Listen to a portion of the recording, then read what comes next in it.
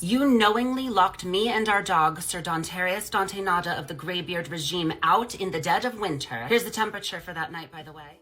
And, well, Jared Lepic and Jordan Lepic versus Andrew Elliott and Traversia, is it Burrell? Traversia Borelli. We are asking for $21,285. On top of that, we would like to demand for probation. I'm not here for a bag. I'm here for free stuff. I do get a cut, full transparency. It's just not enough for me to care. And a money judgment for How much are you requesting in rent? $21,285. How much is monthly rent?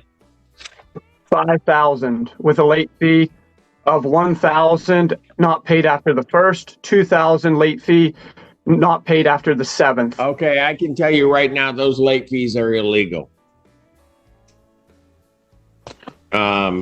So how much? That is it. That is in our lease. So this was. I understand. I understand it's in your lease. I'm trying to let you know as gently as I can right now that I'm not enforcing that late fee. Okay. So, in Your Honor, I totally understand. This was not actually intended to be a lease. They had purchased the home, and the house sale fell through 2 days before we decided, or before we went into closing, and they had asked to move in. We said, if you pay the mortgage, we drew up a lease based off of them purchasing the home, and this is where we're at. So what happened is then they just stopped paying, and now how much do they owe in rent?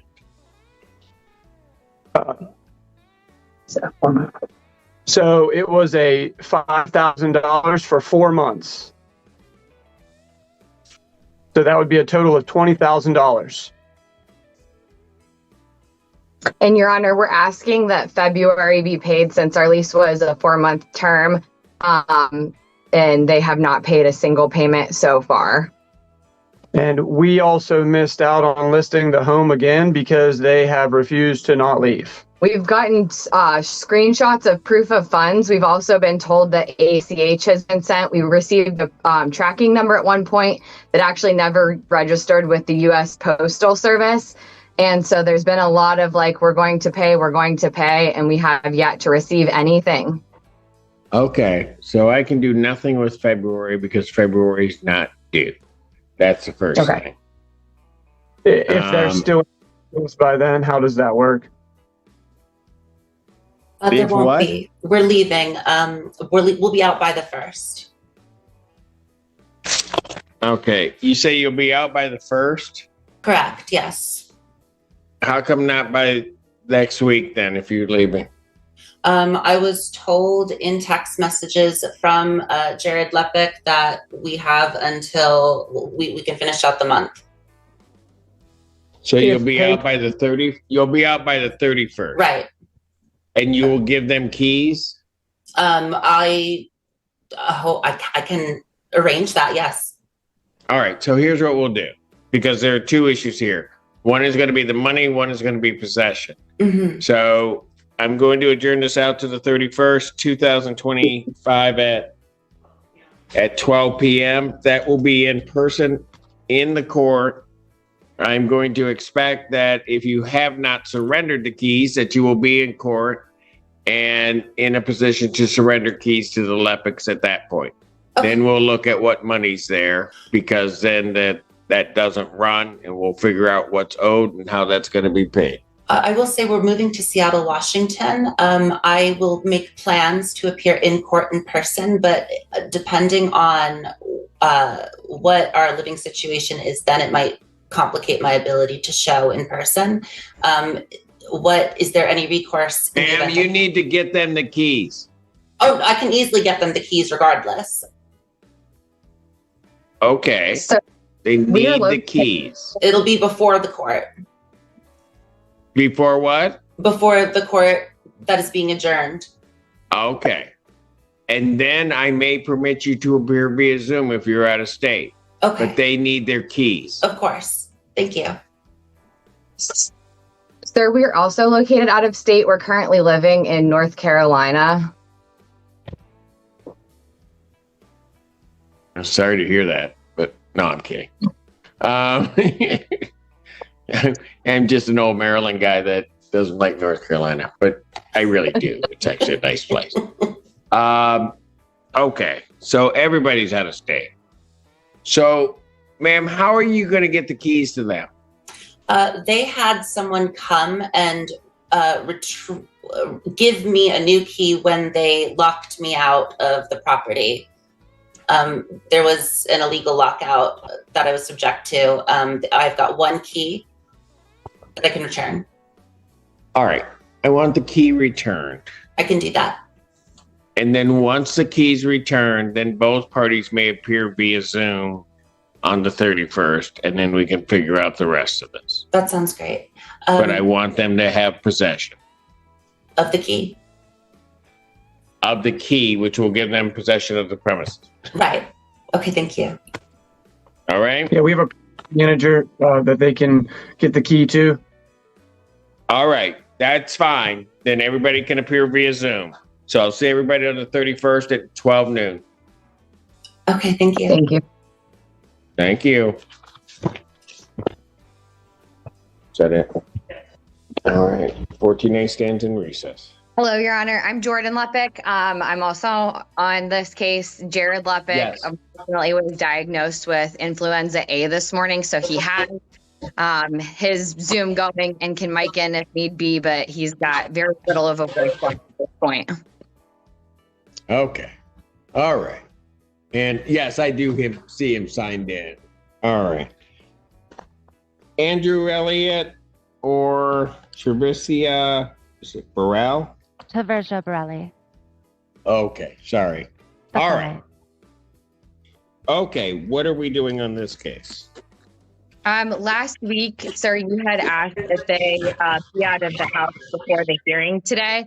And as of right now, they're still moving stuff out of the property. There are still people on property, including a couple of unauthorized additional roommates that weren't included in the lease. And we have yet to get in contact with Mr. Elliott.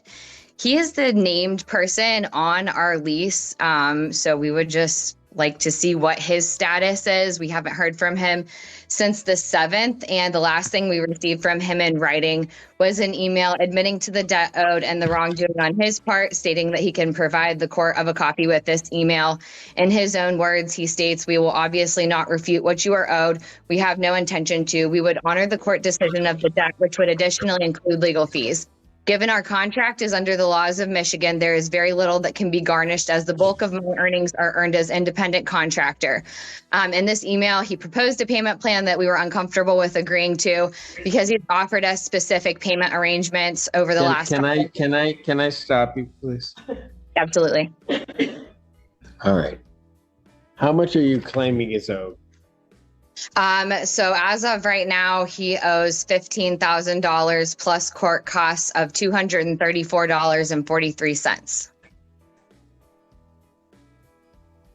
If I may, could I give you like 90 seconds of backstory, sir? Not really.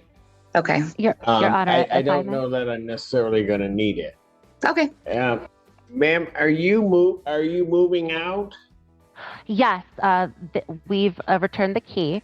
I have a couple of friends currently helping me move out the remaining things. I'm actually at the U-Haul Center right now, and they are getting the rest of the items out presently under the supervision of the land manager. Okay. So, and ma'am, are you disputing the amount they're claiming is owed? I am. You are? Yes, I am. We Okay. owe. How much do you think you owe? So we owe December and January. That's $10,000. We paid a $1,000 late fee in November and a $2,000 late fee in September and October. We believe that these should be subtracted from the total owed due to illegality of those fees. Also, we were subjected How much is monthly rent? Your Honor, monthly 5,000. rent is $5,000 a month. This is a 4,000 square foot house that we were under contract for them to purchase, and we have done a series of short-term leases as they were waiting on the sale. Okay. So here's the thing. Is she right about, she just listed off, I think, $4,000 of late fees that they paid. No, sir, that is incorrect. Those were from the previous lease. See, at first we did a 60-day lease, and then we extended that once their house was not sold. So we have 2 prior leases to this short-term lease, and we only enforce late fees on one of the months under those leases. And I can submit documentation of all this, sir. So can I. All right. I do have claims that ACHs were sent that were never received to my account, sir, as well as proof of funds that I received in December and no payment was made out of that. The last communication I had about a payment arrangement was on December 13th, and I was informed by Mr. Elliott that day that his wife had sent an ACH. However, Okay, look, folks. Oh, ma'am. Yes. Here's what's going to happen. What date are you going to be out of the premises? We're already out. Your stuff You're is still already out.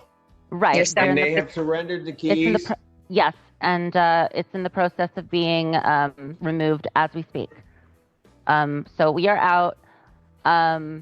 It'll be another hour or 2, I think, before it's all of our stuff is gone. So then the only issue is what's owed. Right. I also want to bring up, if I may, Your Honor, we were subjected to a wrongful lockout, so we are due 3 times damages of the $150 for a locksmith as outlined in Michigan's anti-lockout statute, totaling $450, which I also have evidence of. Okay. All right, Your look, folks. Your Honor, I'm Yes. in my house because they failed to pay rent. I have 6 children. These people make $350,000 a year is what they claimed on the rental application. I'm going to lose health insurance tomorrow, and my house is going into a foreclosure period as of tomorrow is 90 days late. They have money. They had subletters or whoever living with them, and I don't know if they were running a homeless shelter, if they were pocketing the rent that their roommates paid. They've No. just been sitting in my house, sir. This is incorrect. Okay. All right. So here's the thing. Possession has been granted. There are 2 parts to the case. Possession's been granted or surrendered to the plaintiff. So possession is not. Sorry. Pardon? There are still people at the house. One of them had a residence established there, apparently.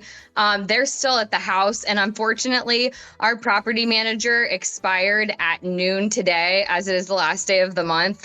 So any clean out of anything left behind, I'm going to have to go assess for any damages left on my own next week.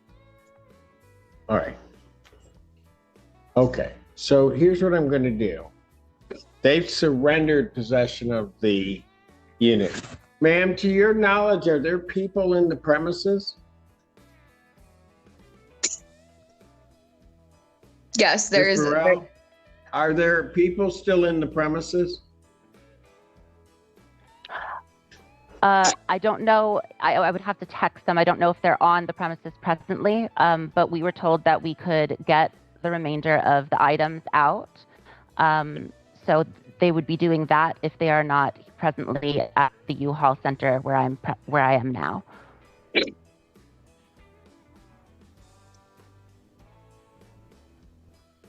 I'm just so using here's my what I'm phone going to to do do. this. Possession to the premises has been surrendered. Ma'am, as of given everything that I'm hearing, your management contract expires at midnight tonight? Is that the deal, or? Yeah, yes. And we can't afford to pay All a right. property manager anymore. Hang on, I hear you. I'm just trying to, because you're in North Carolina, right? Yes, sir. But I will have to make Okay. a trip up to North Carolina to assess anything. I know. I guess you're out of state. You've got a property manager here that won't be the property manager tomorrow. Yes, sir. So what?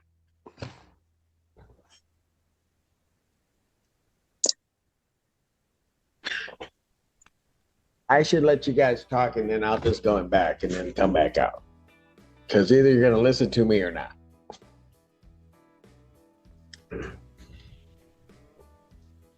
Possession's been surrendered. I'm going to give the authority, I'm going to grant to the plaintiff the authority to prevent waste under 4.201I, that you may lock and secure the premises effective 3:00 today. The reason I'm doing that is so that you can get your property manager, go over there. You can order a locksmith. You can change the locks at 3 p.m. today. Whatever else needs to get out, if you don't get it out by that time, you said you surrendered, you're giving them the keys, they giving you grace to get some of the stuff out. If it's not out, not out. That's But the perfectly fine, Your premises Honor. will be locked. Thank you. Then the issue regarding the money is going to have to be done. Now, I might as well, because the parties don't seem to agree, set this matter for trial. You have to come up next week. Is that correct, ma'am? Yes, sir. Okay, so trying to time this, if you come up, how long are you going to be up here? Very short amount of time, sir, as I have children in North Carolina in school. So a day. Okay. Enough. So if I set, well, I was just going to set this for a trial. So I can set a trial date, but I'm going to need the parties in person because apparently there's going to be a lot of documentation. So I'm trying to set it. So here's what I'll do. Because we're really talking about the money, but we got to get the premises secured first. So we've dealt with that. What's my date? March the 4th? The 11th. All right. So what I'm going to do is I'm going to set a non-jury trial as to the money issues for March 11th, 2025 at 9 a.m. That's in person.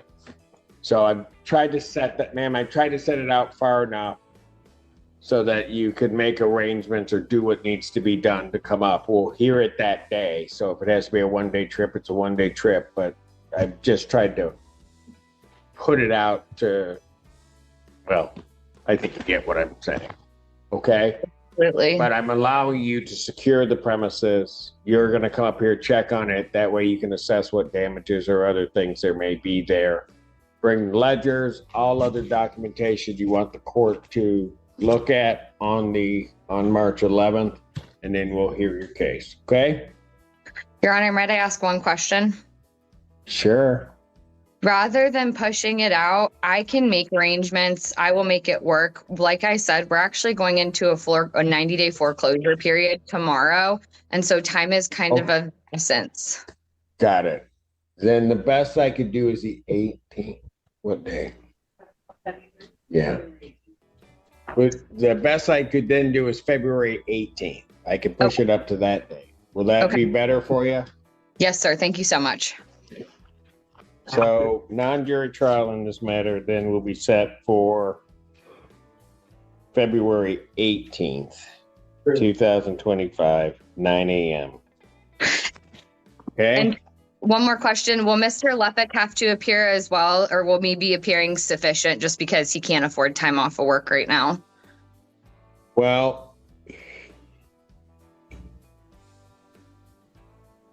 he might want to have himself, if you're here, he may want to have himself. I will allow understanding childcare, work, those things. I would allow him to appear via Zoom. Thank you. And as far as Mr. So that he's present, but you will have to be here in person. Understood. And Mr. Elliott? He needs to appear. If he doesn't appear, then I do what I got to do. Okay. Thank you, sir. Your Honor, Thank you. may I ask a question? Sure.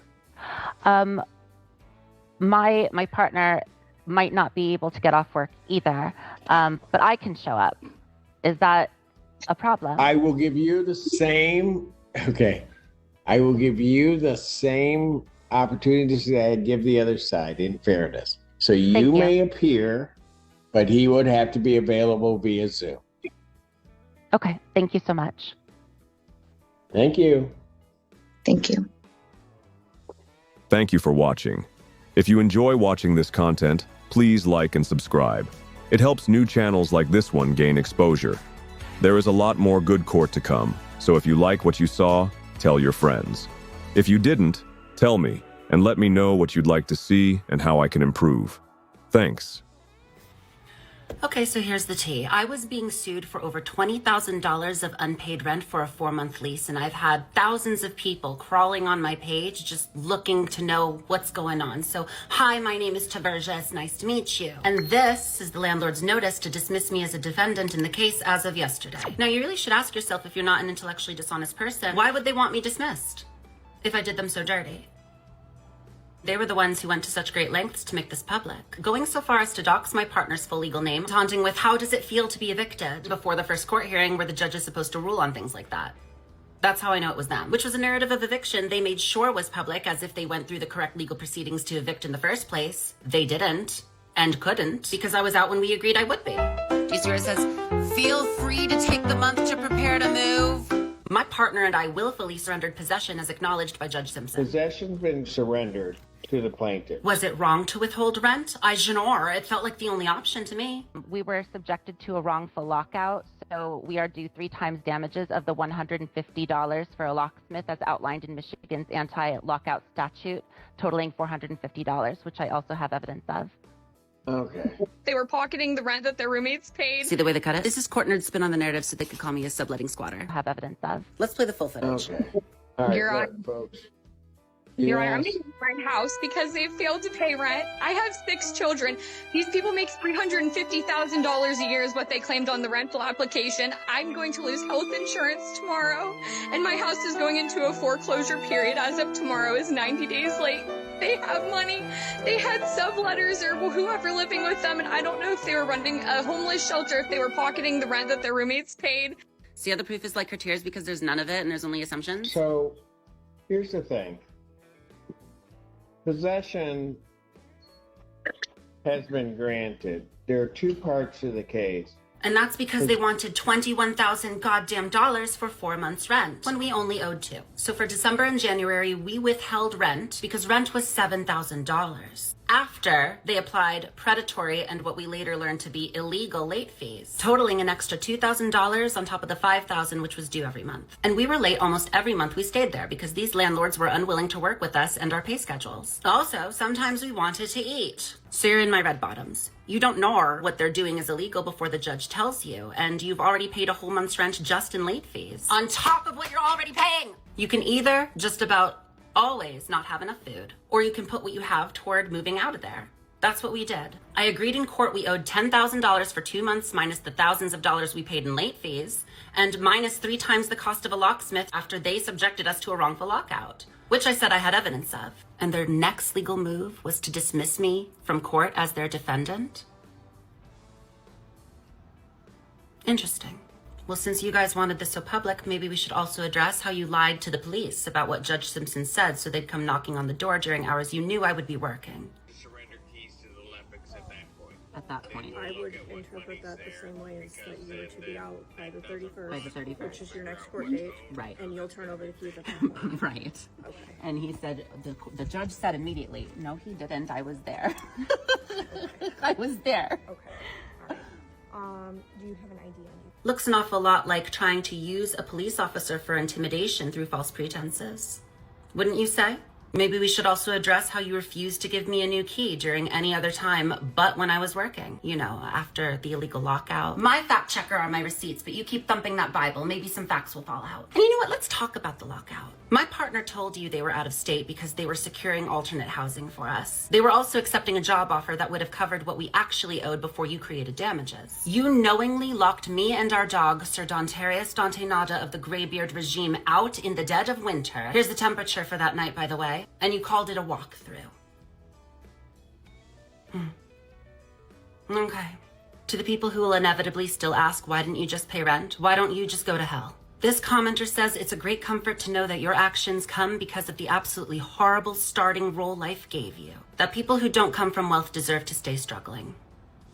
Well, I don't want even these people to be struggling, but I'll be goddamned if you think I'm going to allow them to continue to lie unchecked. Also, Jordan, I posted this silly little video as a test to see A, how many people would just instantly believe that, and B, whether you would try to claim damages for leaving anything behind in the home. So about $1,000 for cleaning, I guess. But I also know you have to take reasonable measures for loss prevention, so I'm going to see if you blew the expenses way up too by comparing pricing with other cleaning and junk removal services.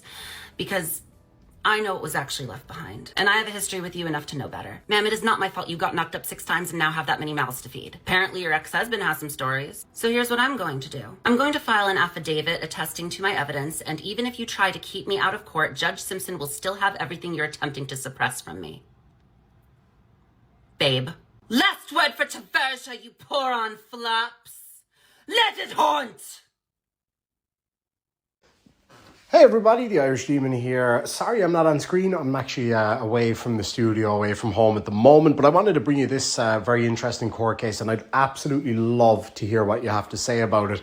This young individual, I'm not sure whether or not it's somebody who identifies as male or female. I'm not 100% sure. But in any event, they claim that their grandmother has kicked them out of the house because she doesn't agree with this particular individual's way of life, or whatever way you want to put it.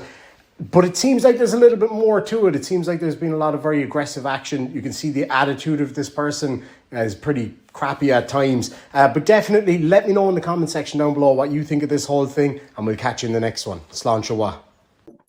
Did you guys get a hold of? Yes, Judge. Jarmani's completed the RIP, and we learned that the complainant lives with the grandmother and the mother lives in a separate residence, but neither of them want contact with the defendant. What are we supposed to do?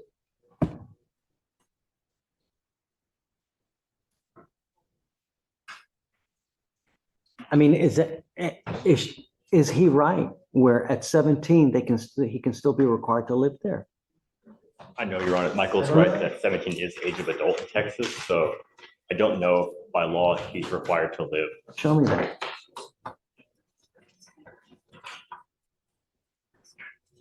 Where's the authority? I mean, if you can show me that, okay. But, you know,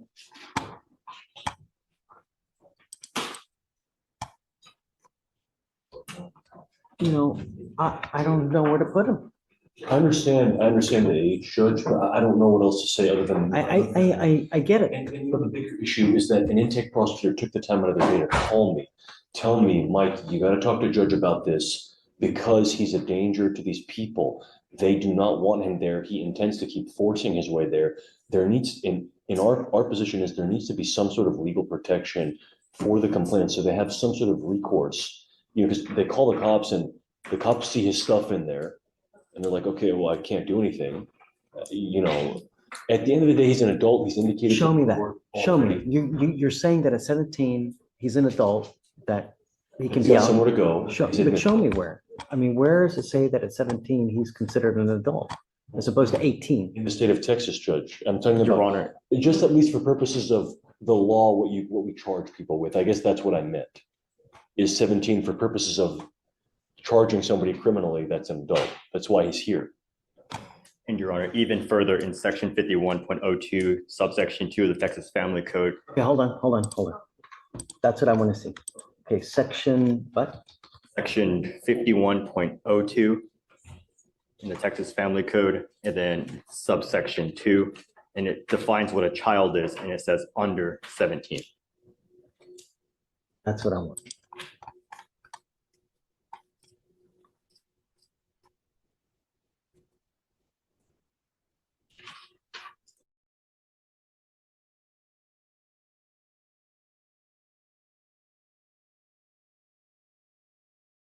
A child means a person who is A, 10 years of age or older, and under 17 years of age.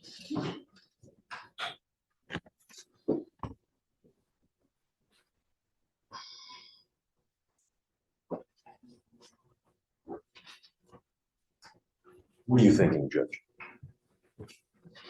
I don't want to put him on the street. Like, I don't want to do that. He's not on the street. He's indicated to you he's gonna stay with his best friend. Let's see what he I'm tells, homeless. Mr. Brooker. Yes, Judge. Um, I understand the concern, but I mean, especially because he's come to you telling you, I got somewhere to go. You know, maybe we could follow up in a week, put him back on the docket, make sure he's not living on the street. I'm sure there's resources the court can provide to get him housing if he really needs it. let's see. Yes, Judge. Yes, Judge.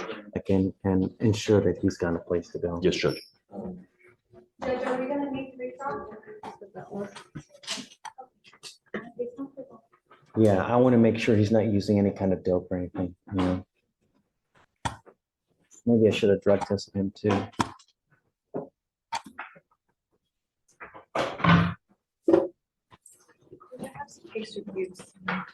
Okay. Shatari, let me just finish this real quick. Stay here.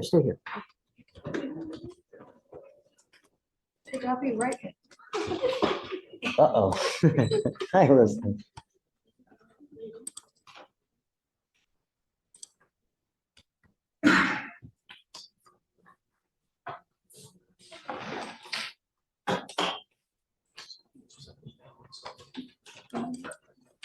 So you got 5,002 on Young, right? Vic? Okay, I think that's it then.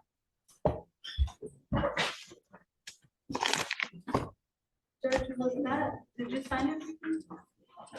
Well, I haven't even gotten to that.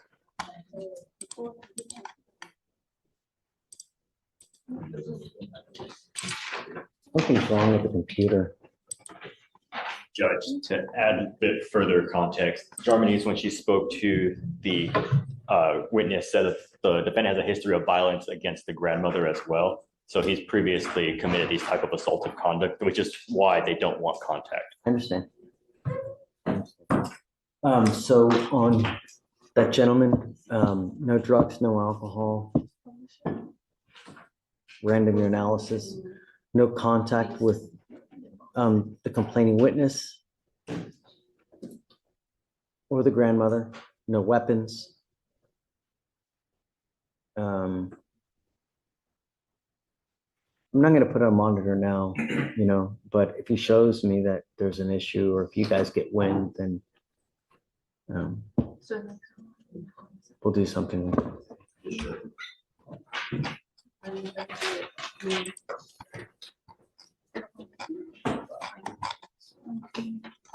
You ready to have Mr. Barrett come up and sign the condition? Are you ready? Okay. Barrett, he needs to sign these bond conditions.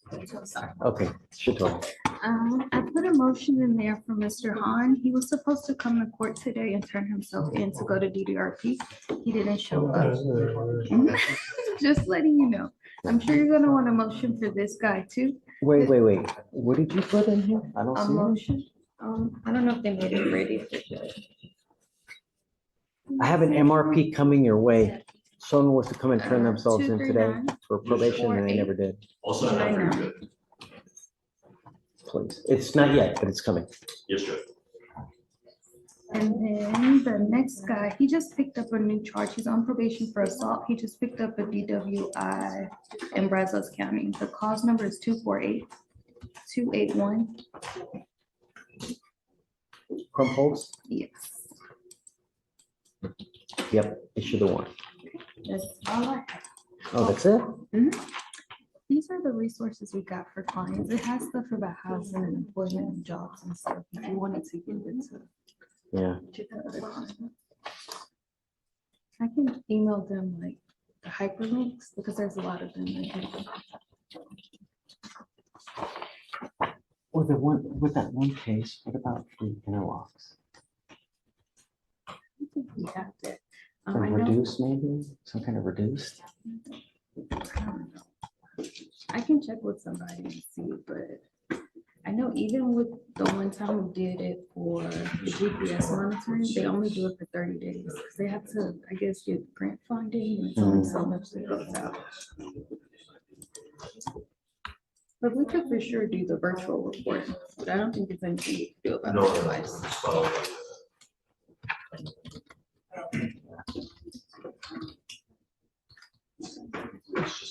Judge Berman, how much do you want the bond? It's at 25,000 right now. 25,000? Yes, sir. Yeah, just leave it at that. Yeah. Which one's the grandmother? Which one? So Juvenile is on there. Jane.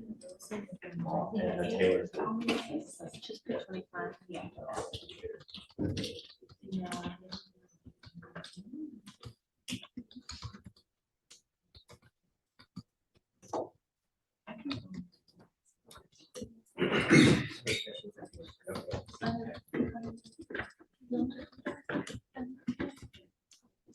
Yeah. And why is it supplemental? Why is it supplemental?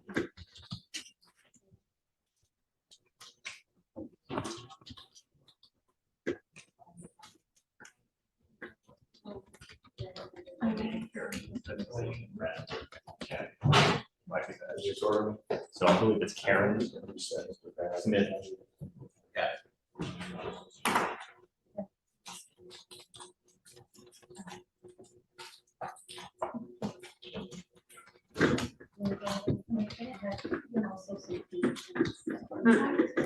Yes, I do. I just want to know.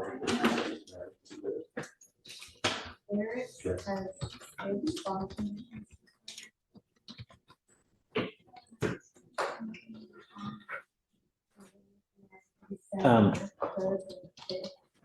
Mr. Brooker, we need to talk about. I was just talking to Tristan Smith about it. Ready? Yes, we are. Coming up. I was wondering if we can get Mr. Barrett taken care of, but it's okay. Oh, well, yeah. We'll do it all together. It's fine. Can't go back. You know, and I was looking now, because you made the statement that, you know, hey, I'm a child. They can't just put me out. I looked it up. You know, according. Go back? No, Why not? they don't want you back. But like, okay, but like, I'm trying to, like, what I was trying to explain earlier is what the cop told me when she called the same day and told me I had to leave. They told me that since I was still, even though I am 17 and of age, even though since I'm still in school and it's my last year, since I still am in school, I'm still like under their care, so therefore they have to. Tristan, Not that I- just give me one second. So Judge, what I understand is that the complaining witness is the older sister of Tristan Smith, is my understanding. Just for clarity, because I could not get into the actual report, is the grandmother asking my client not to come home? I'll let you guys. I don't get that. Yes. Guys, who did the rip? Yes, Judge, the grandmother is who the complaining witness lives with, and the complaining witness and the grandmother are asking him not to return to the house. What they're saying is that he has also allegedly been violent with grandmother as well, and that they are all afraid of him because of prior instances of aggressive conduct. And, you know, when I told you at the outset, all I want to do is honor the wishes of the complaining witnesses. And I wish I had a different answer for you, but I had them specifically go out to try to see if they were okay with you, because a lot of times, you know, time heals wounds, right? People forget, they relent a little bit, they'll be okay, well, we'll give them another chance. They're just, no. So I'm trying to figure out, since the protection order, like the one that the judge gave me, since she. I'm doing a new one now. I'm going to redo one saying that you can't go back there, that you cannot have contact. So how am I supposed to get to school? And Judge, may I just I just met my client, but my client is the younger of the two siblings. They do attend the same high school. This is an unworkable scenario for my client, because where does he go after he leaves this courtroom? I don't have an answer for that. So I don't know when the state spoke with grandma. May have been right after the event. 30 minutes ago. And as of right now, grandma is saying that's They both are saying that's tough. Well, I understand the sister. I get that. Grandmother I've never talked to her. I haven't had the opportunity to talk to her. But I would ask firstly, and I believe I know what you're going to say, if we're able to reapproach you on this matter after a short time. I've never not approached, That's the first thing, because I have to do some more work on this. I mean, I just got appointed about 30 minutes ago. I need to figure that out because I'm concerned about my client's well-being. As am I. I am too. Scholarship offer to Baylor, is a senior in high school, has potential to do well in life. And at 17, clearly not a mature adult at this stage. And so I'm trying to help as much as I can. So that's firstly, I thank you for allowing me to come back and approach them at some point. And I would just ask if the court would be willing to amend your conditions to make them no threatening and harassing conduct. Admonishing my client as much as you'd like. And if there's any inkling Let's of do this. disturbance. Let's do this. What's grandma's phone number? Can you give me social? Yes, Your Honor. It's Hold on. grandma's phone number. Is, Stop. let me write it down. Yes, please. Yes. Can I borrow a pen? Thank you.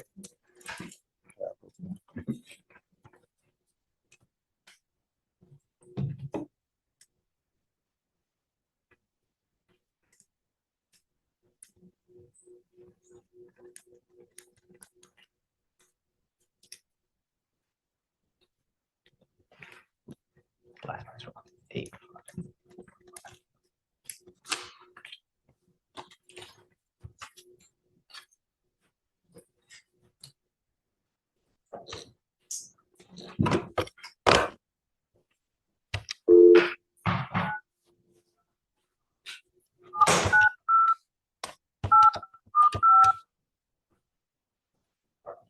What's grandma's name? Karen. Karen?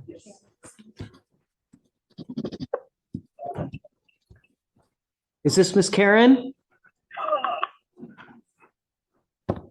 Hello? Oh, they hung up.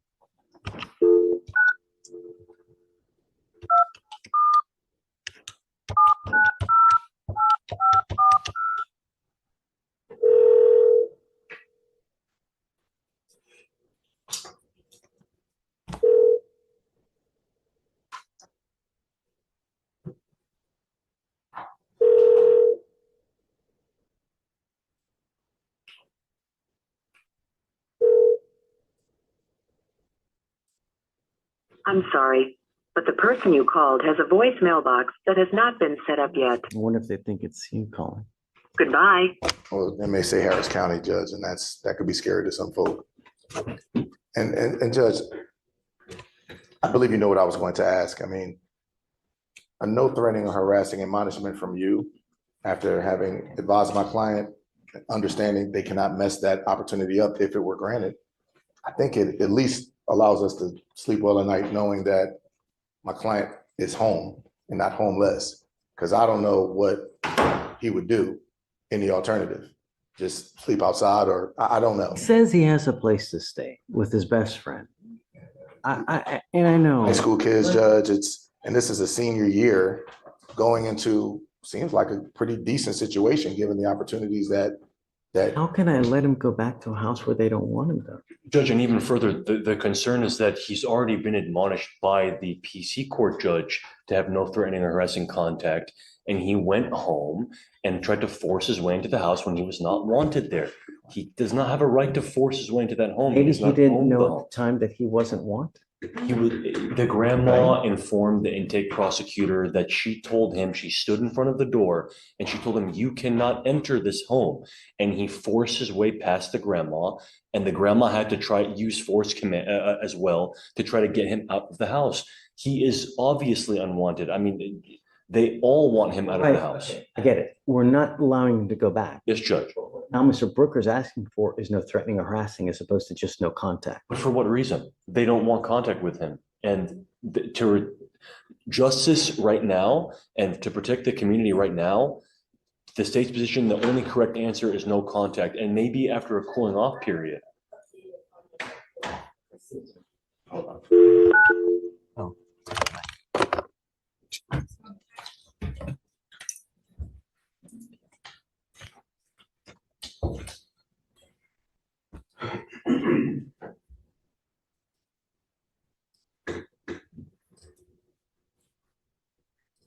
And of course, I would have the red, ready. You can't see it, huh? Oh, it's not that bad.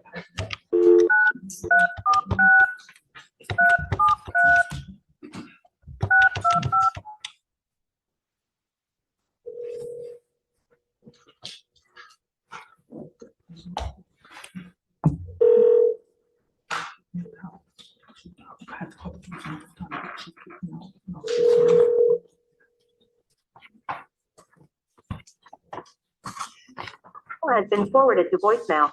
The person you're trying to reach is not available. At the tone. One more time.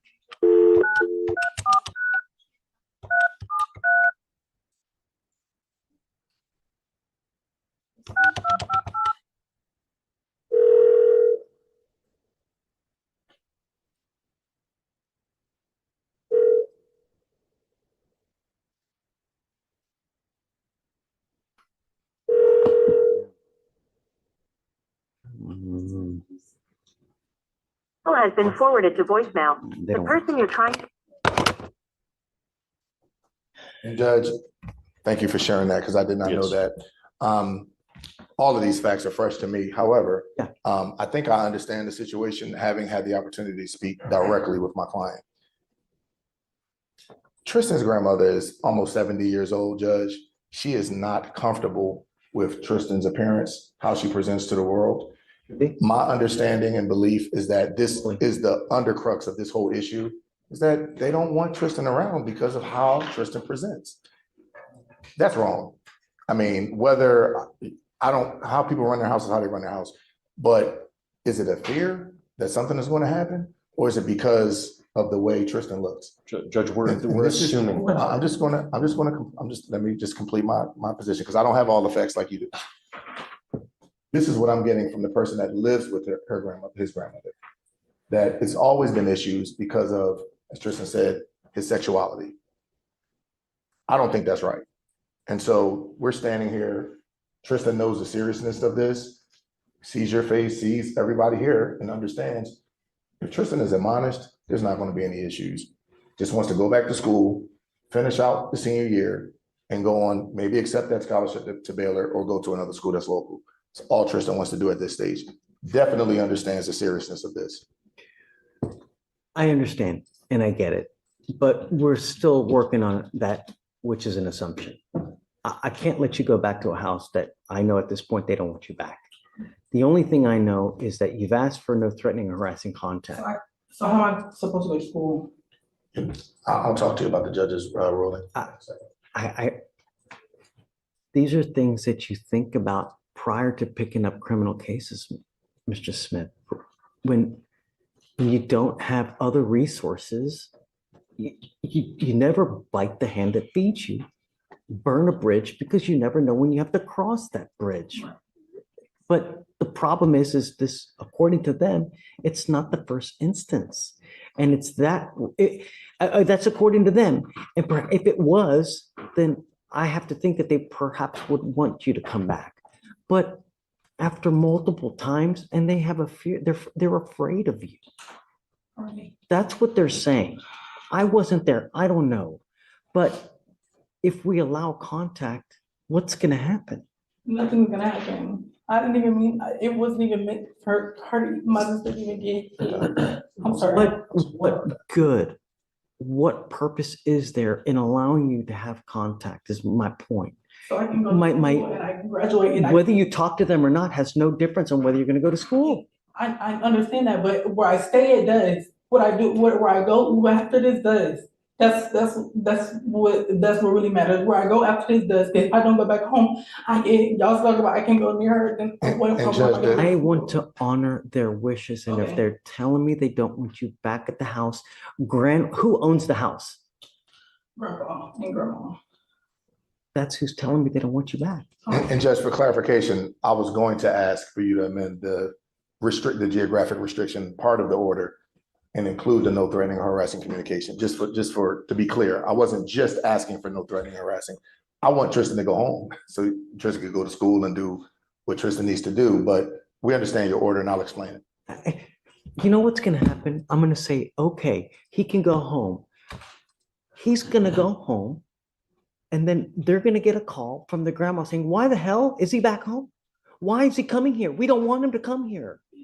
And then, God forbid, something even worse happen because tempers are flared. He's upset already as it is. If he goes home, it's a recipe for disaster.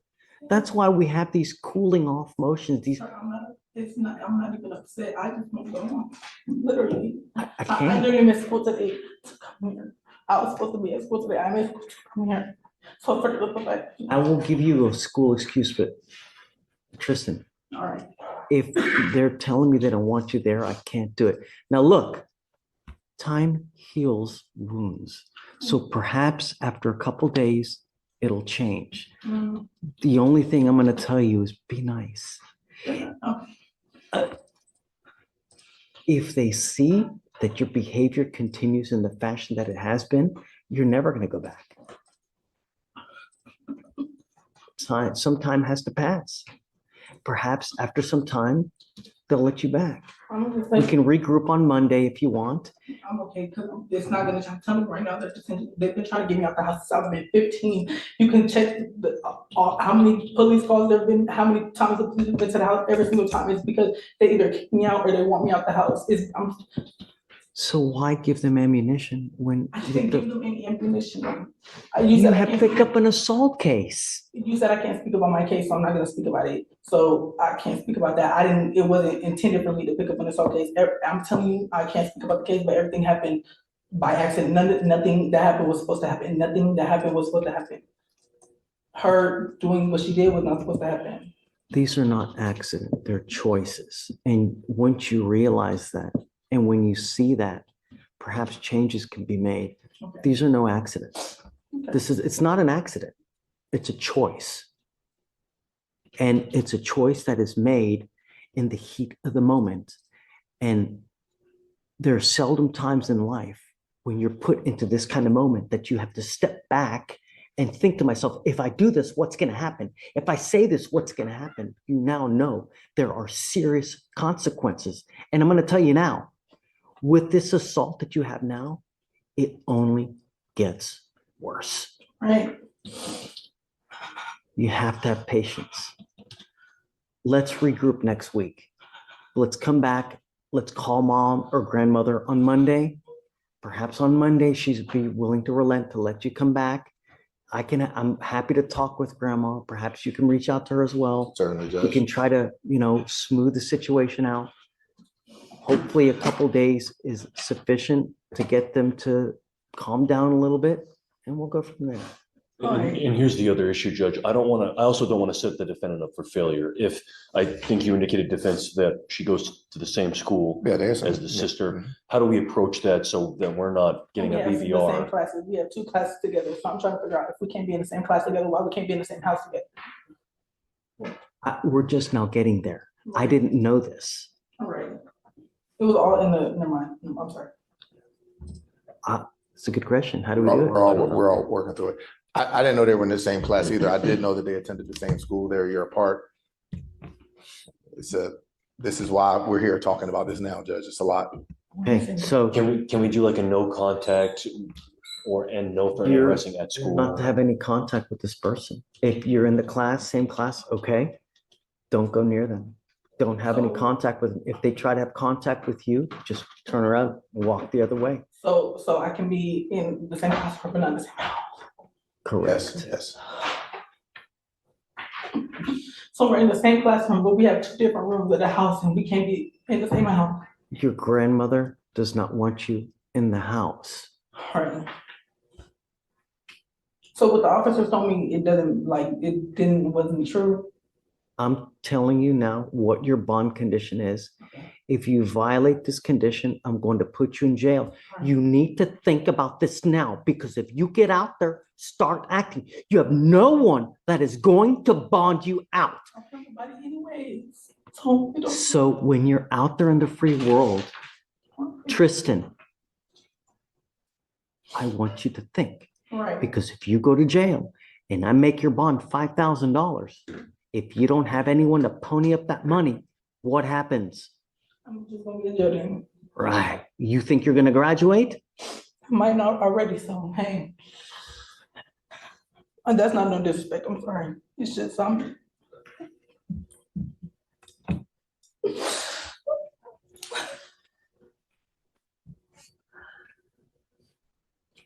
I worked really hard to get where I am.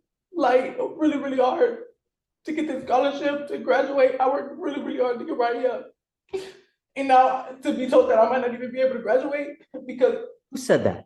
that's Who said I'm not that? gonna be able to graduate. I'm telling you right now, I'm not Why gonna be able not? to graduate. I don't have nowhere to go. My best friend, that was an if or that I have to start ask her mom. It's a whole bunch I have to do. Like, wait, where am I?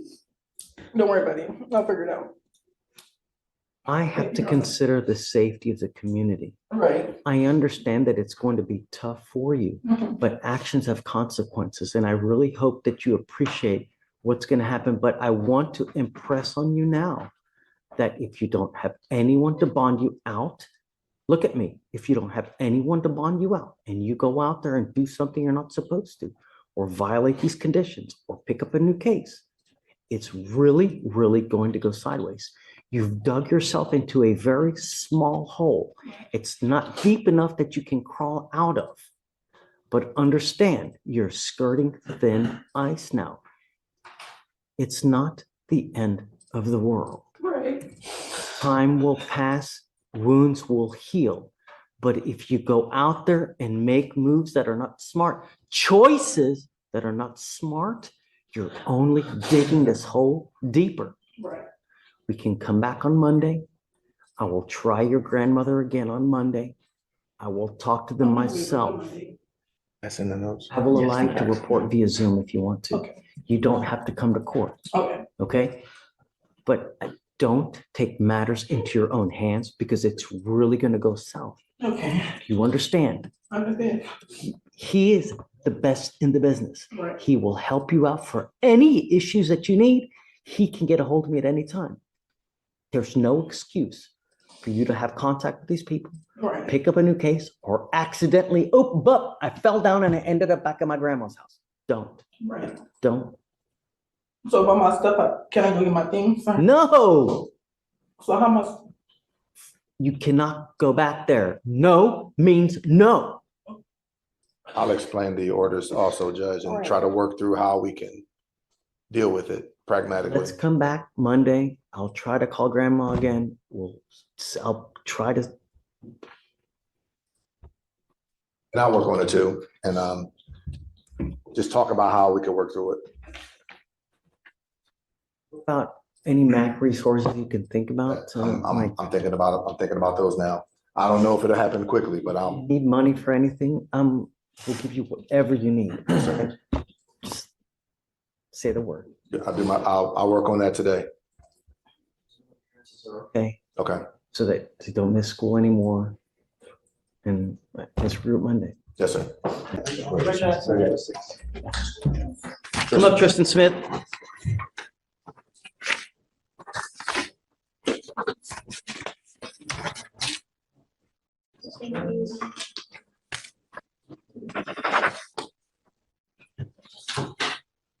Let me express my extreme disappointment with you. You've now picked up a new case. Is it on docket today or no? It is, Judge. We placed it on after we spoke. Thank you. Mr. Foster, you now stand charged with the offense of assault. You are facing up to a year in jail and or a $4,000 fine. You're going to do probable cause. You have the right to remain silent. Anything you say can or will be used against you. For some reason, I don't see it. Well, Your Honor, it's understood. Well, Judge. Tristan Smith, I'm sorry. I called you Foster, I meant Smith. The new ADI was a 2B, so this is a longer on the new case, the new charge. The previous one, which is the AFM, because he has 2 open misdemeanors right now. Right, so he initially had the open assault of a family member. Yes. and As that's on of docket. December 19th, he's now picked up a new assault. Yes. All right, let's do probable cause. On the new assault. On the new one. Yes, Judge. On October 29th, 2024, an officer was assigned to investigate an assault that occurred on the 18th of October at a residence in Harris County, Texas. The officer reviewed video footage of the assault that showed the first complainant and the defendant engage each other in a physical fight until another female assisted the defendant by punching the complainant and grabbing the complainant by her hair. The female swung the first complainant to the ground by her hair, causing pieces of her hair to be ripped off while the defendant punched the first complainant multiple times in the face. As the first complainant was on the ground, the defendant stomped once on the back of the first complainant's head, and the officer observed the first complainant with injuries based on photos. The first complainant told officers that on the day of the offense, the defendant told her that he was going to assault her once she exited her vehicle, and a friend of hers that was inside the vehicle recorded the fight. The defendant and the first complainant used to be friends, and the defendant used to live with the first complainant at her residence until the defendant was kicked out. Judge, if I can, just utilizing the state's information that they provided, and I didn't hear the prosecutor read this part, but at some point, the officer interviewed the complaining witness in the new assault. Based on what she told him is that she had heard that Mr. Smith was going to attack her. And if you just read in the DIMS, she exited her vehicle to engage in a physical fight with Mr. Smith to defend herself from him. When I talked to Tristan about this last week, he told me all about it. He said, I remember this because it is a 2B. He hadn't heard nothing, any follow-up on it. This young lady got out of her car and attacked him as he was walking down the street. It says it right here. MB exited her vehicle to engage in a physical fight with Mr. Smith to defend herself from him. She's in a car where she could have easily seen him and kept driving. No, she got out of her car and attacked him, exactly like he said. And while he was defending himself against her, another individual, another female, came to assist him in this fight because he was attacked and blindsided. This is exactly what the complaining witness in this case told the police happened, except she said that, well, I heard that he was going to attack me, so I jumped out my car and attacked him first. That's not an assault. I don't know. All I know is that the facts are pretty egregious. And I mean, he could have taken off, didn't have to sit there and didn't have to engage. He could have, you're on bond for a criminal case. So stop. I'm not asking you to say anything. You, in the correct mindset, I am having open assault. It's probably a pretty good idea for me to go away and not do anything here. And if he had that time to reflect in that instance, then perhaps he should have done that. But he's walking down the street and this girl jumps out the car to engage him in a physical fight, like she told police that she did, to defend herself from him. He doesn't have time to sit and reflect, oh, I got a case and all that. He could have run away. He could have gone. He could do something else. I don't know. Being attacked, Judge, I mean, you got to do something. Look, I get that there's always two sides to the story.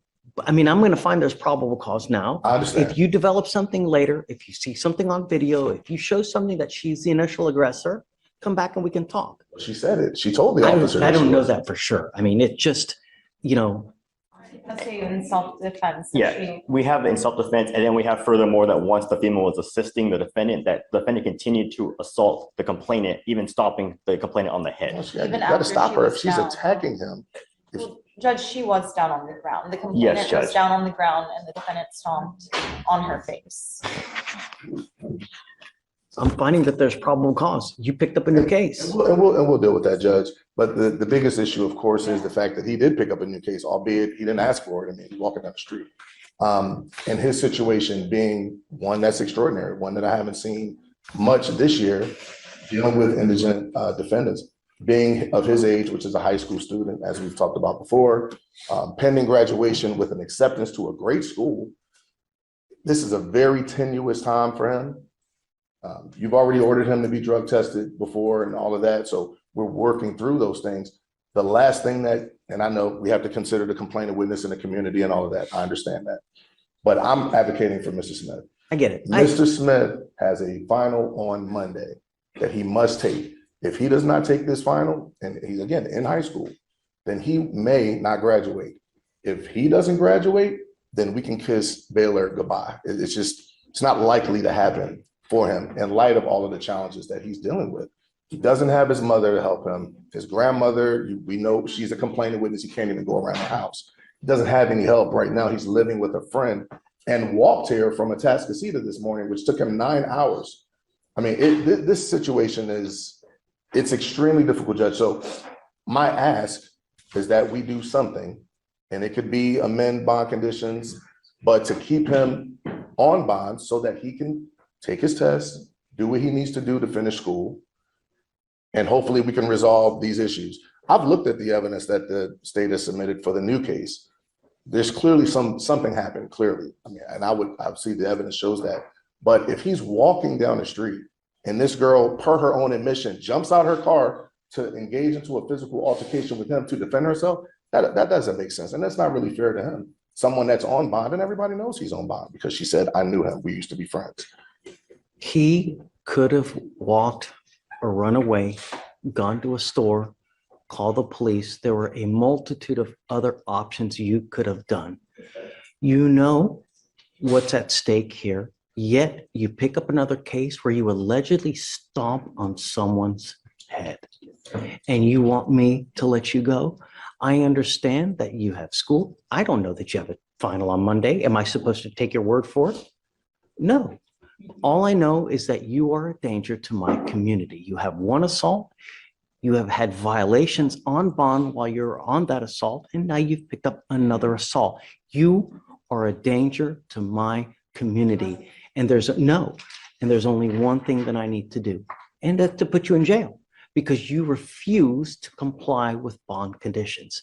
And I've given you over and over. I appreciate your tenacity, and I love that you're defending zealously, but I can't let him go. It would be enabling this behavior and telling him it's okay for you to do what you're doing. And it's not.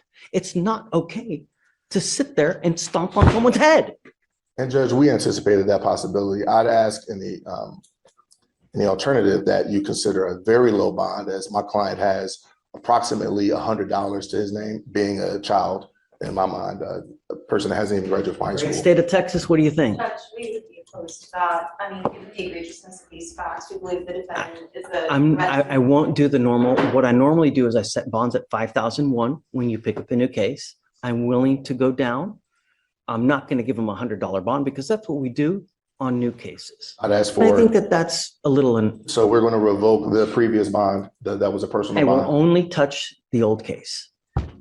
And so we'd ask it. Well, I didn't anticipate that you set a personal bond on the new case. So I guess my request would be two $500 bonds. Oh. I mean, we're talking about a misdemeanor assault between children, not a. Well, I don't know that. I mean, you're putting in stuff that I have no The idea state about. alleged a misdemeanor assault. They didn't allege an aggravated assault, which they could have, and they did not. They alleged a misdemeanor Doesn't make assault. me feel better. Well, I mean, the state says, alleges that there's all this injury. We can see what the injuries were. You see the complainant witness in the picture. She's smiling. Did you go to and she's the talking hospital? To the police. No, she didn't go to the hospital, Judge. I don't know. I've read everything. She hasn't gone to the hospital. She has a swollen eye, is what she has. Judge, I don't believe, I mean, her hair was also ripped out, Judge, based on what we see in the four corners of the dims. We haven't done. I don't know. I mean, there's a lot of people who wear different types of hair. Sure. No. But just going off the dims, we have her hair being ripped out and being stopped. So, and to your question, not hospitalized, Judge. So here's what I'll do. Judge, just if I may add, even in the first AFM, Judge, the complainant has gone back to the home at least once, to my knowledge, based on my communications with the complainants on that case. The defendant has gone back to the grandmother's homes, contrary to the bond conditions and the no contact orders in that case. He's repeatedly, time and time again, violated his bond conditions, and now so we would be opposed to anything less than $1,000. Yeah, I know. So what I was going to, his bond on the first assault it's $1,500. I'll do 2501 on that. Okay, I'll only raise it at $1,000.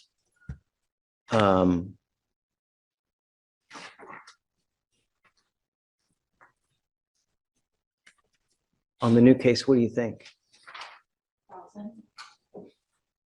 Should we give him a PR bond?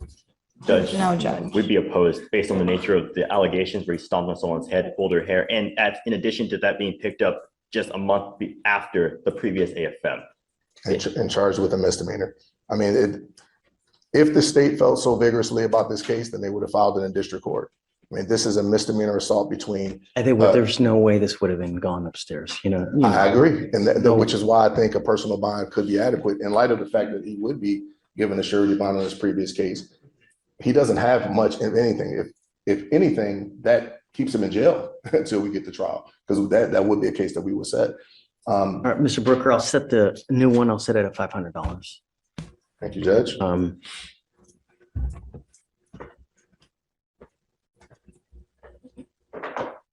I hope you get it. You're going in today, but I hope you get it. I mean, we're not going to stand for this. You got to pay the piper. And I don't know if it's dealing with the school now will get you to wake up and realize that you can't do what you're doing, but that's it.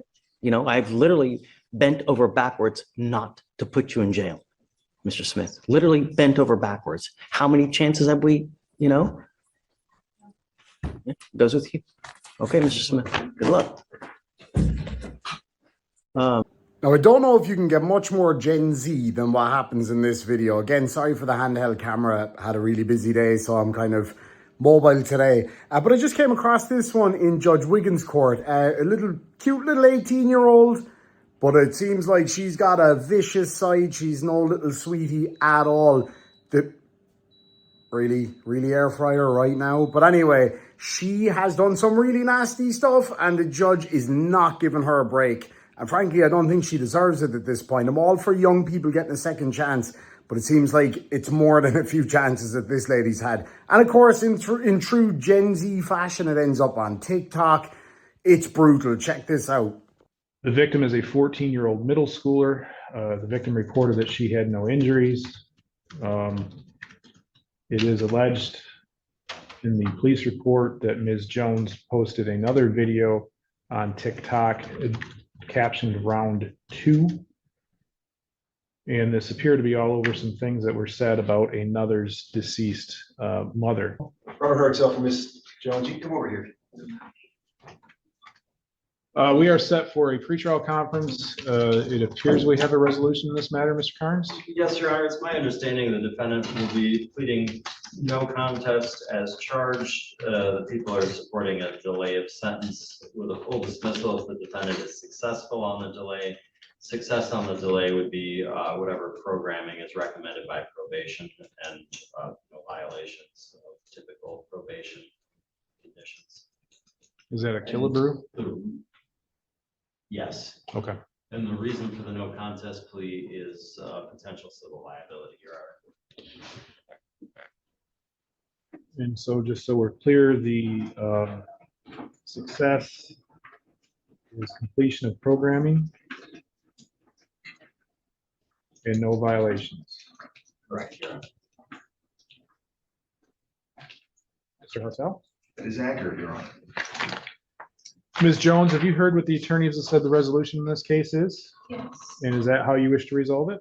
Yes. Will you please raise your right hand? Do you solemnly swear or affirm that the testimony you give in this matter will be the truth, the whole truth, and nothing but the truth? Yes. Ms. Jones, it's my understanding that the agreement today is that you will plead no contest to assault and/or assault and battery. That is a 93-day misdemeanor and/or a fine of $500, and consecutive sentencing may be imposed if the offense happened in a place of confinement. Now, along with that, there's what's called a killabrew agreement. And what that is the prosecution and your attorney and you have reached an agreement that you'll be placed on a delay of sentence. And if you're successful with that delay of sentence, the case would be dismissed. Success means that you complete all the programming that your probation officer requests that you do, and you not have any violations. Do you understand that? Yes. Now, if I decide that I do not want to go along with that agreement, you have the option to withdraw your plea. Do you understand that? Yes. Additionally, this is going to be a no contest plea due to potential civil liability. What that means is that the alleged victim in this case could potentially sue you for any damages in which she's incurred. A no contest plea allows me to read a document, looks like it's going to be a police report, and use that police report to determine whether or not there's a factual basis to accept the plea and to use that for sentencing purposes. Do you understand that? Additionally, a no contest plea cannot be used against you. So if you are going to plead guilty and this person sued you, that guilty plea could be used against you. The no contest plea means that it's not. Essentially, you're accepting responsibility without saying that you did it. Do you understand that? Yes. And is that how you wish to proceed? Yes. Back on March 31st of this year, were you on probation or parole? No. Were you on bond in any other file? No. I have this signed advice of rights form in my file, talked about your rights to an attorney and your rights to a trial. Did you read that form? Yes. Is that your signature on the bottom? Yes. And did you understand those rights? Yes. Do you have any questions for me about those rights? No. Most importantly, do you understand that by entering a guilty plea or no contest plea today, you'll be giving up those rights and you won't have a trial of any kind? Do you understand that? I need you to speak right up. Yes.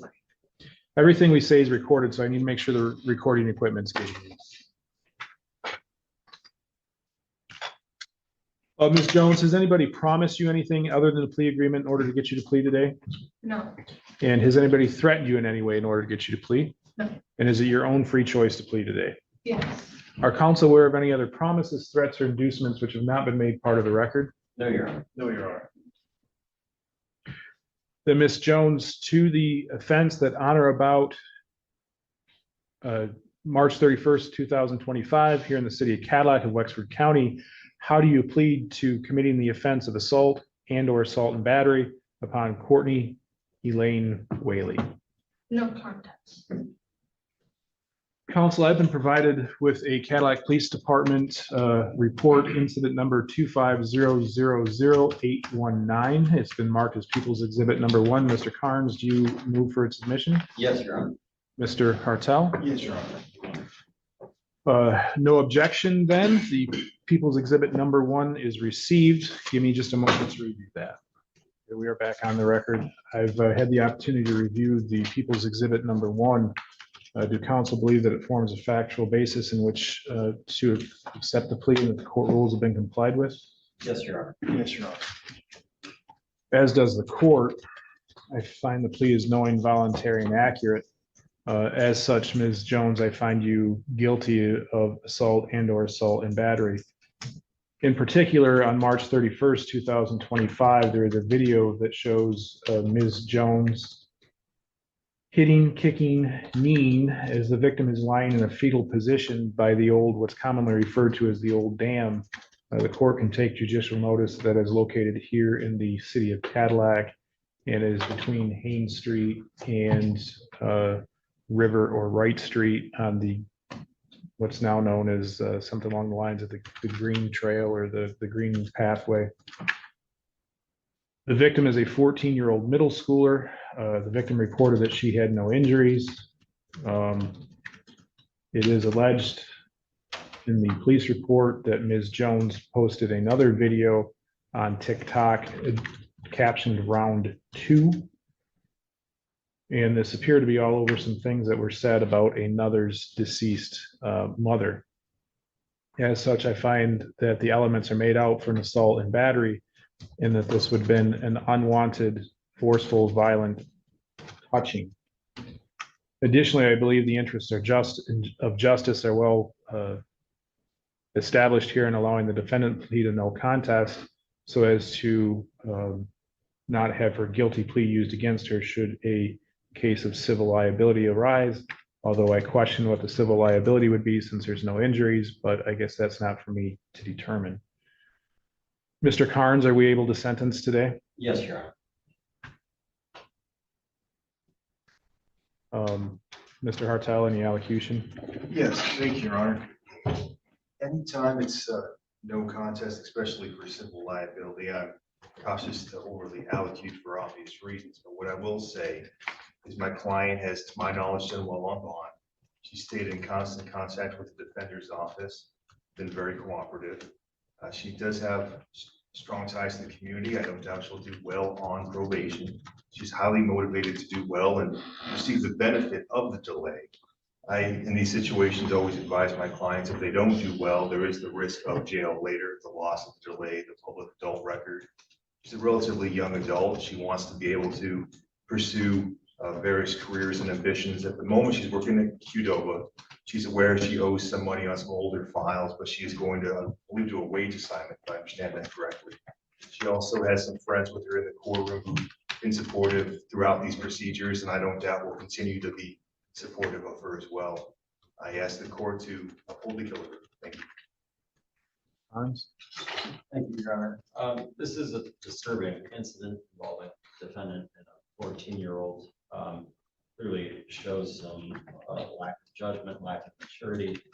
However, the defendant does not have any prior convictions. I think ultimately this is a fair resolution of the file. I'd ask the court to place Ms. Jones on a delay of sentence of up to 8 Mr. Carnes, I know the CCH is relatively blank because she's just now 18, but there's some juvenile history, is there not? Your Honor, I don't show that on link, and I am familiar with Ms. Jones on some other things, but not where she was the defendant. So if the court has well, I'm just trying to remember. I remember seems like climbing on top of the school for the 4th of July. Were there charges on that? She reached 18. That was resolved with a civil infraction, I believe. I'm just going purely off memory, Your Honor. I'm going to be very honest with everybody. I don't plan on following this Killebrew agreement. She's an 18-year-old who literally kicked and beat a 14-year-old in a fetal position on the ground because of something that was said about somebody else's deceased mother, and then had the gall to post another video of it on TikTok. That's not somebody who's making a mistake. That's not what this type of thing is designed for. A delay of sentence is to allow the court to determine whether or not the person will be successful on a term of delay in sentence, and hopefully follow through with the plans. From what I've seen from Ms. Jones and Mr. Carnes, if you tell me that charges weren't brought, I trust you on that. But I can tell you, and I'm not using any of my prior knowledge because clearly it's not full, but I do know from my time as the elected prosecutor here and as judge, and I believe she has another case coming up that she has to be arraigned on with Judge Van Alts, because I had a conflict on that because I was the elected prosecutor when that was arose. This is not a one-time mistake. Ms. Jones has been in and out of this, whether it's this court or the probate court, or somehow tied with other events. I'm not going to make a decision today. What I'm going to do is I'm going to set this over for sentencing, and I'll allow both parties the opportunity to do sentencing memorandums and try to convince me why I'm wrong in my thought process. But as I sit here today with the information I have, I cannot in good conscience let this just get, for all intent and purposes, swept under the rug. But as I said, I will allow the opportunity for some briefing or some sentencing memorandums to be done. And I realize, Ms. Jones, I had not given you the opportunity to allocute yet, but we will adjourn sentencing and allow that to happen. Ms. Jones, your bond conditions continue. On Snapchat. Yes. That was what I said. I'm very familiar that a snap is a picture. Snapchat is a text message on the Snapchat app. Okay. Ah, yes, how I long for those days back when I was a teenage girl. Teenage girl drama has spilled onto social media and all that kind of stuff. It used to be all about he said, she said, blah, blah, blah, blah, blah. And you get Snapchat and social media involved, and people start smashing. But this young one has got a serious problem because she's up before Judge DeSanto, taking absolutely no nonsense. And not only that, as lovely as her big story of her innocence and how righteous she was in accepting her own wrongs, she got caught red-handed in an epic lie, and the judge does not let that go. John Bull for P3075 on behalf of Ms. Hines. Lucinda. All right, and so today's the date scheduled for sentencing in this matter on your client's plea to an amended charge of disorderly conduct from assault and battery. And it's not lost on this court that your client has a sentencing for assault and battery tomorrow also. Correct, John. And it's my understanding that Miss Bergeron or Jade Bergeron is present and has been present. I'm sorry, Mr. Bergeron, and has been present all morning, so I apologize for that. And counsel, did you have an opportunity to review the report and recommendation with your client? Yes, I did, Your Honor. In fact, I sent it to her. She had an opportunity to review it before today. Fortunately, I didn't know she was here. I do apologize for that. She has been waiting patiently. I'm sorry, she was? She has been waiting patiently for me to come get her, and I didn't know she was here, so I do apologize. Your Honor, I have had an opportunity to review this report. There are no additions, deletions, or corrections to be made. She did want me to bring to your attention, this will come with any cost and fines that are rendered against her, that she was just a victim of retail fraud.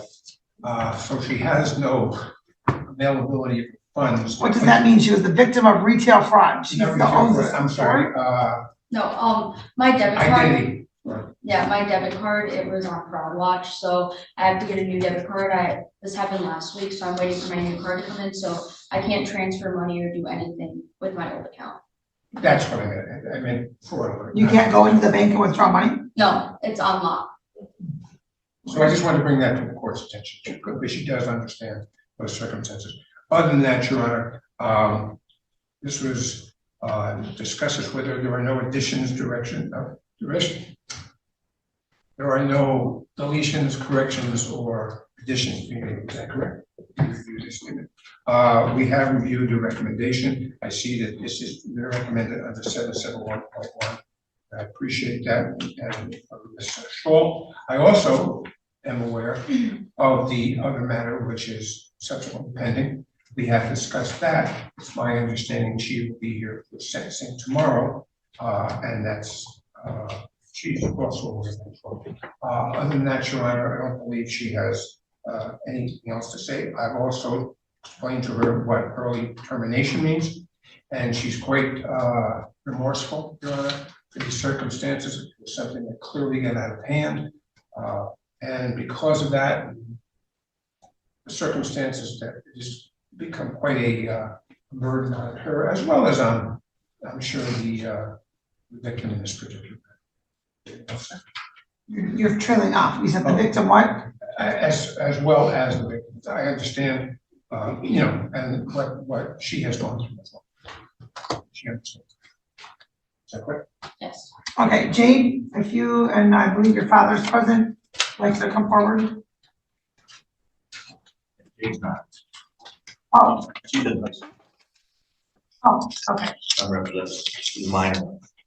Well, okay, and sir, your name for the record, please? John Bergeron, I'm her father. Yes. You can go over to the podium, sir. Well, both you and your client can go that way. All right, if you can spell your first and last name, please. Yeah. John Bergeron. Okay. So Daddy is stepping up to the plate now to tell his side of the story. And of course, the young lady comes back and gives her kind of side of the story. And then we find out closer to the end that she was lying this whole time. Okay, and so it would have, I understand that your daughter's in high school, but she could have still participated if she needed a different time. We could have accommodated that. But what was it and you are Jade's father? Correct. All right. And what would you like the court to know, sir? Well, one, I know he said that he understands what Jade went through. He doesn't. That's for sure. Daughter's never been in trouble at all. Never been in a fight, altercation, or anything. She got sucker punched. Pretty scary for her, and she's still feeling some things, right? She would have loved to have been here, but we thought school was a little bit more important for her. That's why she's not, so I apologize, Your Honor. Couple things. One, I think what happened to Jane speaks for itself, and then I am aware that there's a second incident that happened as well. So I think that kind of speaks, actions speak louder than words. I think the court needs to take that into consideration, that's for sure. So if he does something, I think they should be held responsible. That's how I raised all 5 of my children, my wife and I. And I'd like to see that here as well. There also is a matter of restitution as well. My wife called into last week and asked her insurance company, because we had to go to the ER for Jade. As of right now, it's not showing anything, but bills do trickle in down the road, so I'm not sure what the court could do on, should we face anything there. We'd like to make sure that, we can pass those any bills on. As of right now, we don't know anything, but the insurance company said, hey, the doctor or the hospital could bill us down the road. The last thing I want to say probably is, I hope there's a restraining order. I think there is on her. I'd like to keep that in for whatever time as a probation or whatever she gets. And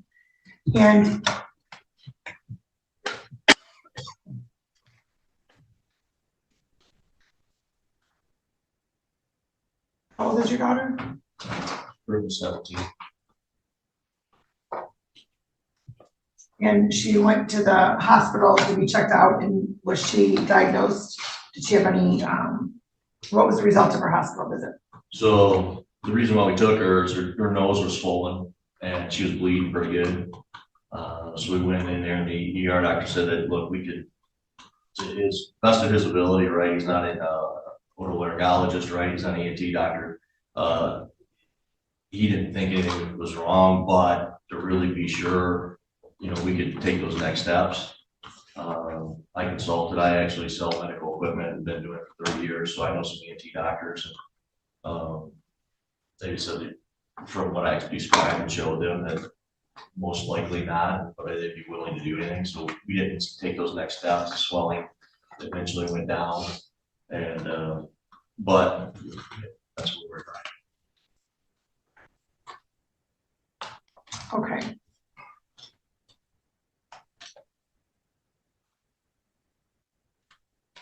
All right, thank you very much for coming in and addressing the court. Thank you.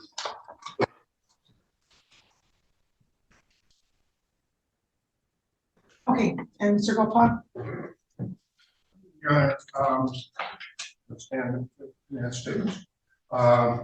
With respect to the restitution, investigation, restitution is sought is zero. The court, of course, can always, if something comes up, make a determination with proper documentation to support a request of restitution. It appears at this point in time that they have not received any bills for the hospital emergency room. This incident occurred, about over 3 months ago, which in my billing stages, when I get billed, hospital, at least my insurance company lets me know. And I just bring that to the court's attention. So maybe something will come as he's indicated, maybe something will not. But at this point in time, nothing has been shown to support any restitution at this time. Other than that, Your Honor, as I've indicated, as Ms. Ayan indicated, she understands this rule. She's taking the steps. She is accepting responsibility. If she wasn't accepting responsibility, Your Honor, it wouldn't be before this court at this point in time. She accepted responsibility when she entered into the plea that was offered. So that is what's coming at this point in time. We asked the recommendation be adopted that this particular 771.1 because she is eligible.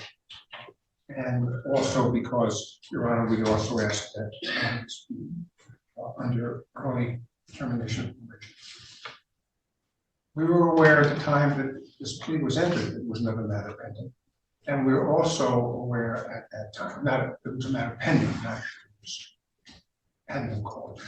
So I want to bring to your attention that we did discuss this, and she's willing to accept responsibility for all of her actions. And that's all I have to say at this point. Yeah, who are you here with today? My mom. That's your mom right there in the dark hair? Yeah. Yes? Yes, that's okay. If I recall correctly, I think she's been before the court for some attendance issues, Not with me. right? Yes. Right, because you just graduated from Roosevelt. Yeah. She's graduating, Yes. right? She's on her way Yes. to college, she's working this. Yeah, and where do your school? Henry Ford, I'm doing my prereqs. And ma'am, so you just pulled up to this house or to the street and encountered Jade? No. No. She was leaving when I arrived. And like I said in my report, when I talked to the detective, she was in a white Fusion with someone else. They rolled down the window and I couldn't see who it was because I've never actually seen her in person. And they screamed something, then drove off, left the party. So Who was the other person? I believe it was her friend, Samantha Pinto. Oh, okay. And we went to the party, like me and my group of friends, and she came back. And the party goers made it like a big deal that she came back, like the party hosts. Like they were trying to keep, like, it wasn't that they were instigating, but they were trying to make it seem like something that it wasn't. And I had heard like arguing and stuff up front, like they were trying to get them to stay up front, us to stay in the back. And I just wanted to leave. Like I just wanted to leave because I didn't want anything to escalate. So was there some beef between you and Jade for some reason? Well, I didn't know why she screamed, like they screamed something and then drove off. And that's what I said, I didn't know what was screamed. Like I've never met her before. I mean, she had some relation with my boyfriend. Oh, snap! I knew it. I knew when I was listening to this that there was a dude involved. God, I miss being a teenage girl. Before, like 2 years before. There we go. There's a boy in common. What relation was that? They talked. Wouldn't say dated, they talked. I know, because there's that stupid thing that they're talking. Not dating, but you're talking. Yeah, like, how dare that botch? Like I was saying though, I never met her. She goes to Flat Rock. I went to Wyandotte. Like I never had any actual contact with her. And so from 2 years ago, there was some unknown beef because the two of you had some guy in common. Well, that was the only common ground. There was nothing else. Like I didn't even know why she was at the party. It was a Wyandotte party. I mean, there's people from everywhere, but I didn't know. That would be called social media. People just put it out there and people show up. Go ahead. But yeah, I was walking out. She was being held by, I mentioned in the report, by another kid. Like he was like standing in front of her kind of, and there was just arguing back and forth. I was trying to get through the gate. I was shoved. Don't know who I was shoved by. To this day, I still do not know if it was her, who it was. And then that's when the punch occurred. Oh, that's when the punch occurred. You mean that's when you punched her? That was it. So you were shoved and then you punched. Well, it came from that side. I was walking out of a gate like this. It was everyone was trying to get out. People were trying to get in. It was just a big deal. Like it was just circles. Which is why there shouldn't be underage parties. How about that? And the cops had been like, I know that it was a problem. That's why they were trying to like shut it down, get people to go home. And that's why I was just like, because when that started to escalate, we kind of like knew. And at the time, me and my friends had all just turned 18, so we can actually get in trouble for even just being there. So how is it that you ended up punching Jade specifically? I believe, Your Honor, and she. Wow, but I'd like to hear from her, please. It was just like the other kid, the kid that was older, he moved out of the way. Like I just like went like this. It wasn't like I know that I hit her, because I didn't continue to hit her. Like it wasn't like I was going to fight her. It was one hit and it was done. I know I hit her. I take responsibility for that. But when I turned around after getting shoved, they were all laughing. So I'm going to assume they had already screamed at me, and then now this. And like the kid that was standing like this with her, like he was just like looking like that. Until this day, no one has came forward and said who pushed, who shoved. Everyone just kind of like stayed out of it because they don't want to be involved in this, which I understand. And it's my responsibility, so I wouldn't want to get them involved. That's why I pled guilty and I didn't ask for a trial or get anything else involved. It was the person that you assaulted that you're being sentenced for tomorrow, was that person also at the party? Yes, she was there. She was there. And it happened the day after. Everything happened right after. So it was kind of like, oh, she's seen that kind of, that's what I'm taking it as. Because she was there. The girl was there. She had seen what happened. So it seems to me like this spur of the moment, you got shoved and then you responded with a punch kind of situation can kind of be thrown away, considering you followed up the next day with another young lady and you got stuck into her too. What is it with these young girls today? Maybe it's just that I'm used to the way it's been done in Ireland all these years. Why don't ladies settle these differences like ladies anymore? With battle spoons and shillelaghs? She didn't say anything to me at that time until the day after. Then she kind of had some stuff to say about it, and then it resulted in that. So then you responded by punching her? No, that was like a totally different. I mean, okay, you got pushed, so walk away. Who cares? You're at a party where everybody's trying to go in and out of a gate. But and you got pushed. Who cares? Who cares? Just when you're walking at a concert and everyone's trying, you have 15 different paths down the concourse. Some are going one way, some are going another way. Nobody can go in the same direction on one side and the other side. You have everybody, it's like a zipper, right? People are pushing people. If you're in a concert, you're gonna turn around and punch somebody in the face because they pushed you? It was just I had. Is that what you're going to do? No. Okay, no, you had beef. You had beef with Jade because she talked to the guy that you were dating a couple years ago. Who cares? Who cares? They were younger, right? 15 years old, 16 years old. Who cares? I believe, because she is dating the gentleman now. Anaya is dating the gentleman. I understand that. But because Jade was talking to her boyfriend 2 years ago, there's some unspoken about beef. They just don't like each other, right? I understand you're right. And then people, no, and then then Jade and the other girl or the other person in the car, somebody yelled something. Okay, so then there was already that tension. And then they came back and it just made everything. Okay. And Well, the fact that people were making a big deal about it tells me that there was something more than just the fact that they knew she used to date him and now you're currently dating him. I mean, that's what I don't get though, is me and him have been together for 2 years, so I feel like something would have came up by now. Like, we've been together for 2 years, and I've never heard anything from her or anything, until this one time I see her in person. And it's like.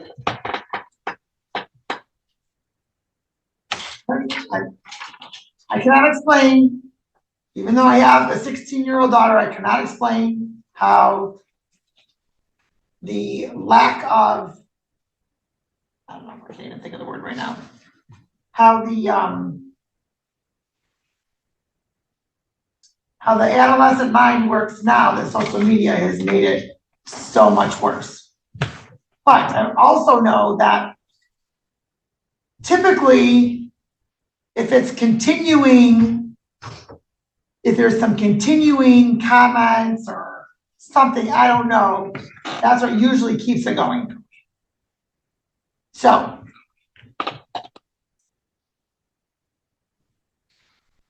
Jade isn't here, so I can get that side of the story because I think that would also be interesting as well. What the court's going to do after hearing from Mr. Bergeron, hearing from Ms. Anaya, hearing from counsel, reviewing the report, the recommendation, the court does find there's reasonable grounds to depart from MCL 769.5. The court's going to order 12 months probation.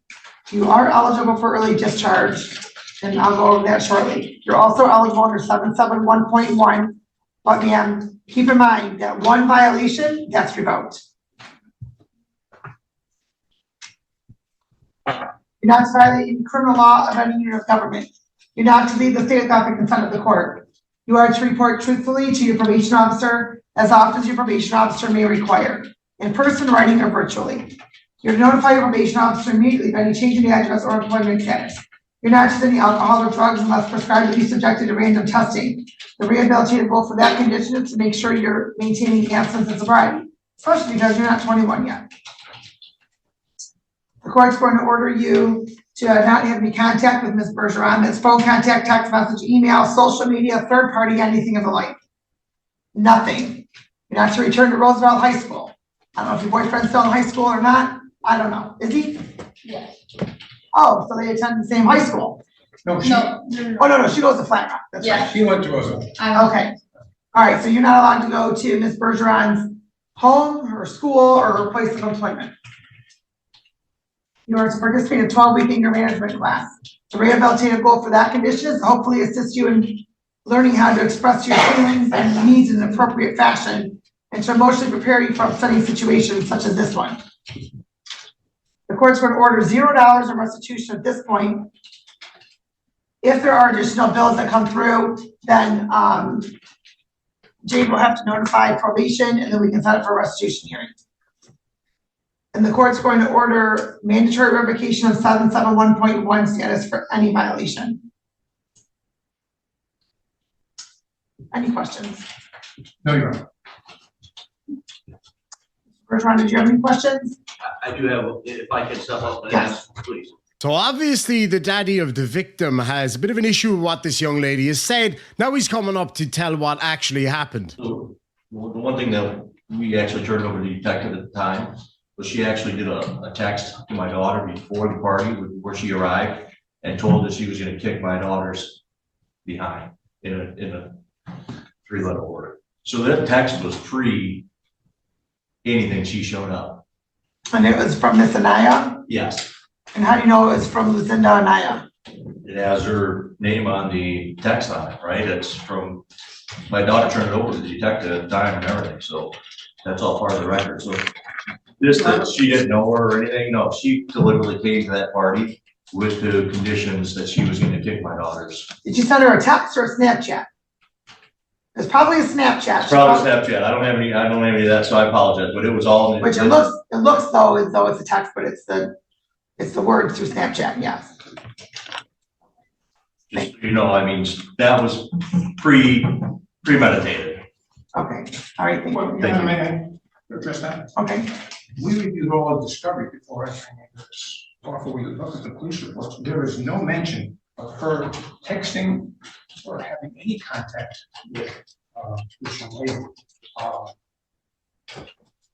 She denies ever texting her. Is that correct? Yeah, they didn't say I texted or anything. They said that I did, but they were like, do you have text messages? And I said, no. do you have Snapchats? No, I didn't even have her on Snapchat.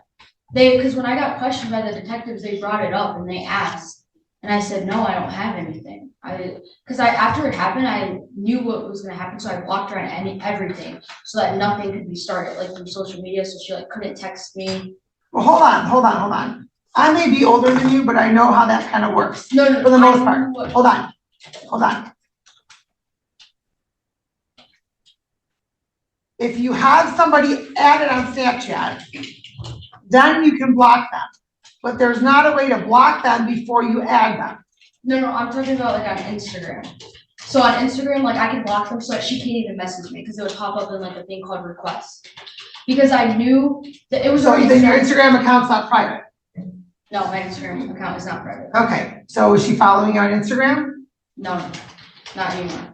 Was she, I said? I don't believe so. I just didn't want any drama started because it was already getting said that she was gonna go to the police. So I already knew that it was coming, so I didn't want like her to say it, like I just didn't want anything. It was already so much was going on at once. Cause she's everything.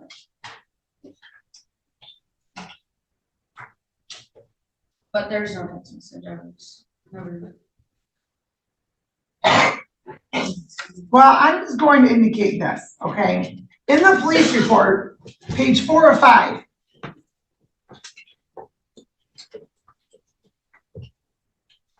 Lucinda withheld her information regarding the Snapchat exchanges, but when confronted, admitted that she and Jane had exchanged Snapchats with one another prior to the incident. That was from the officer. It wasn't in the prior to report. the incident. It was not prior. It was after she screamed at me. I thought that you were saying that prior to me like hitting her, like I had said that. Right. No, I did. I just asked what she screamed at me. That's why I texted her. Ma'am. You just told me that you didn't send her any Snapchats. I said, did you snap her at all? Did you send her any Snapchats? You said no. I didn't snap her. I didn't snap her. Like, You told the officer that the two of you had Snapchat exchanges. no, I just asked her what she screamed at me. So, yeah, like a text. On Snapchat. Yes. That was what I said. I'm very familiar that a snap is a picture. Snapchat is a text message on the Snapchat app. Okay. So I may be older than you by a lot, but I'm very familiar and aware of what that is. That's on my part. That's on my part. So when I said did you send her any Snapchats? I didn't say did you send her any snaps, right? I didn't. Snaps are pictures. Snapchats are text messages via Snapchat. So I said, did you send her any Snapchats? And you said no. And then you said I blocked her from everything. And then I said, you can't block her from something if she is not already following you on Snapchat. So you guys must have been friends on Snapchat, right? Yeah. Right. So do not come in here telling me that it just out of the blue occurred. Because I'm smart enough to know that.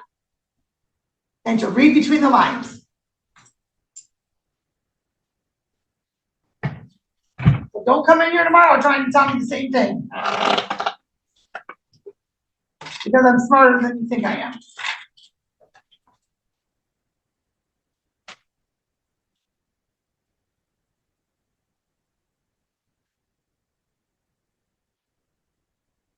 So let me be very, very, very clear. There is not to be any contact with Ms. Bergeron on any social media format. You are not to direct anybody else to have contact with her on social media or otherwise. As the fines and costs, the court's going to order a $500 fine, $100 screening assessment fee, $600 supervision oversight fee. That's $50 a month at 12 months. Since you're eligible for early discharge, some of that money may not be due.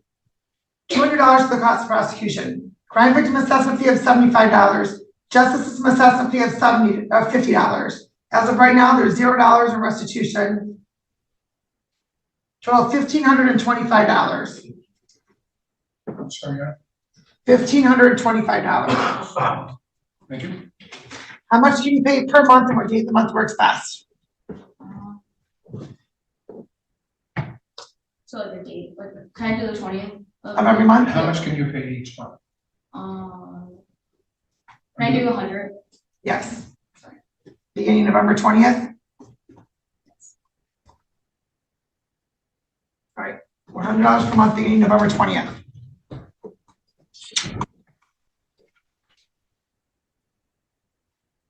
And you are 18 years old, and you indicating you're doing your prereqs. What program are you studying? Ultrasound.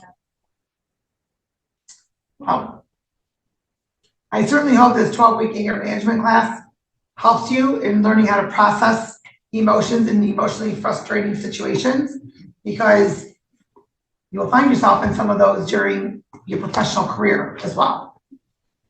And you cannot respond by hitting somebody.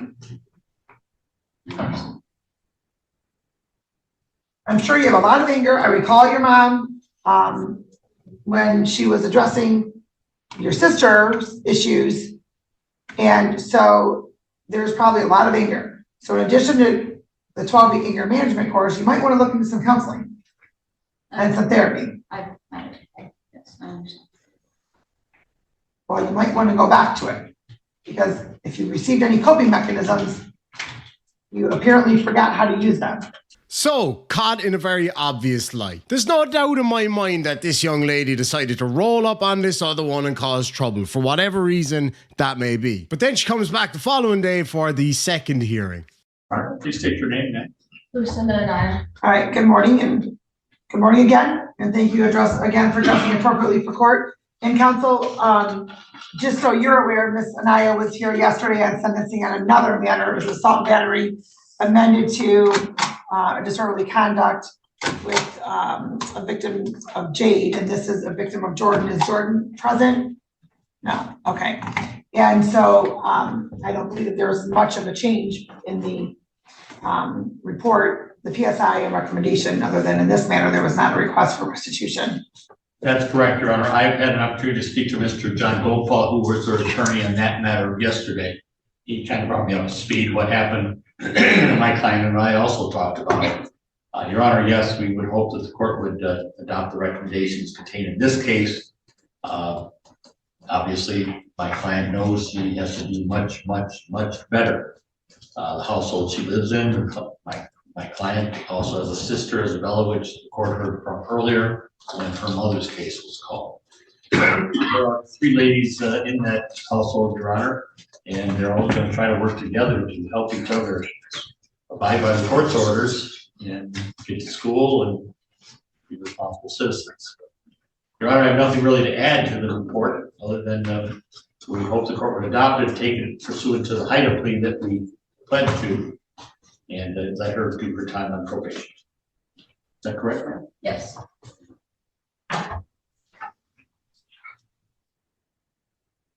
She's presently in college now, Your Honor. She has no reason to have contact with the victim, Ms. Jordan Cassu.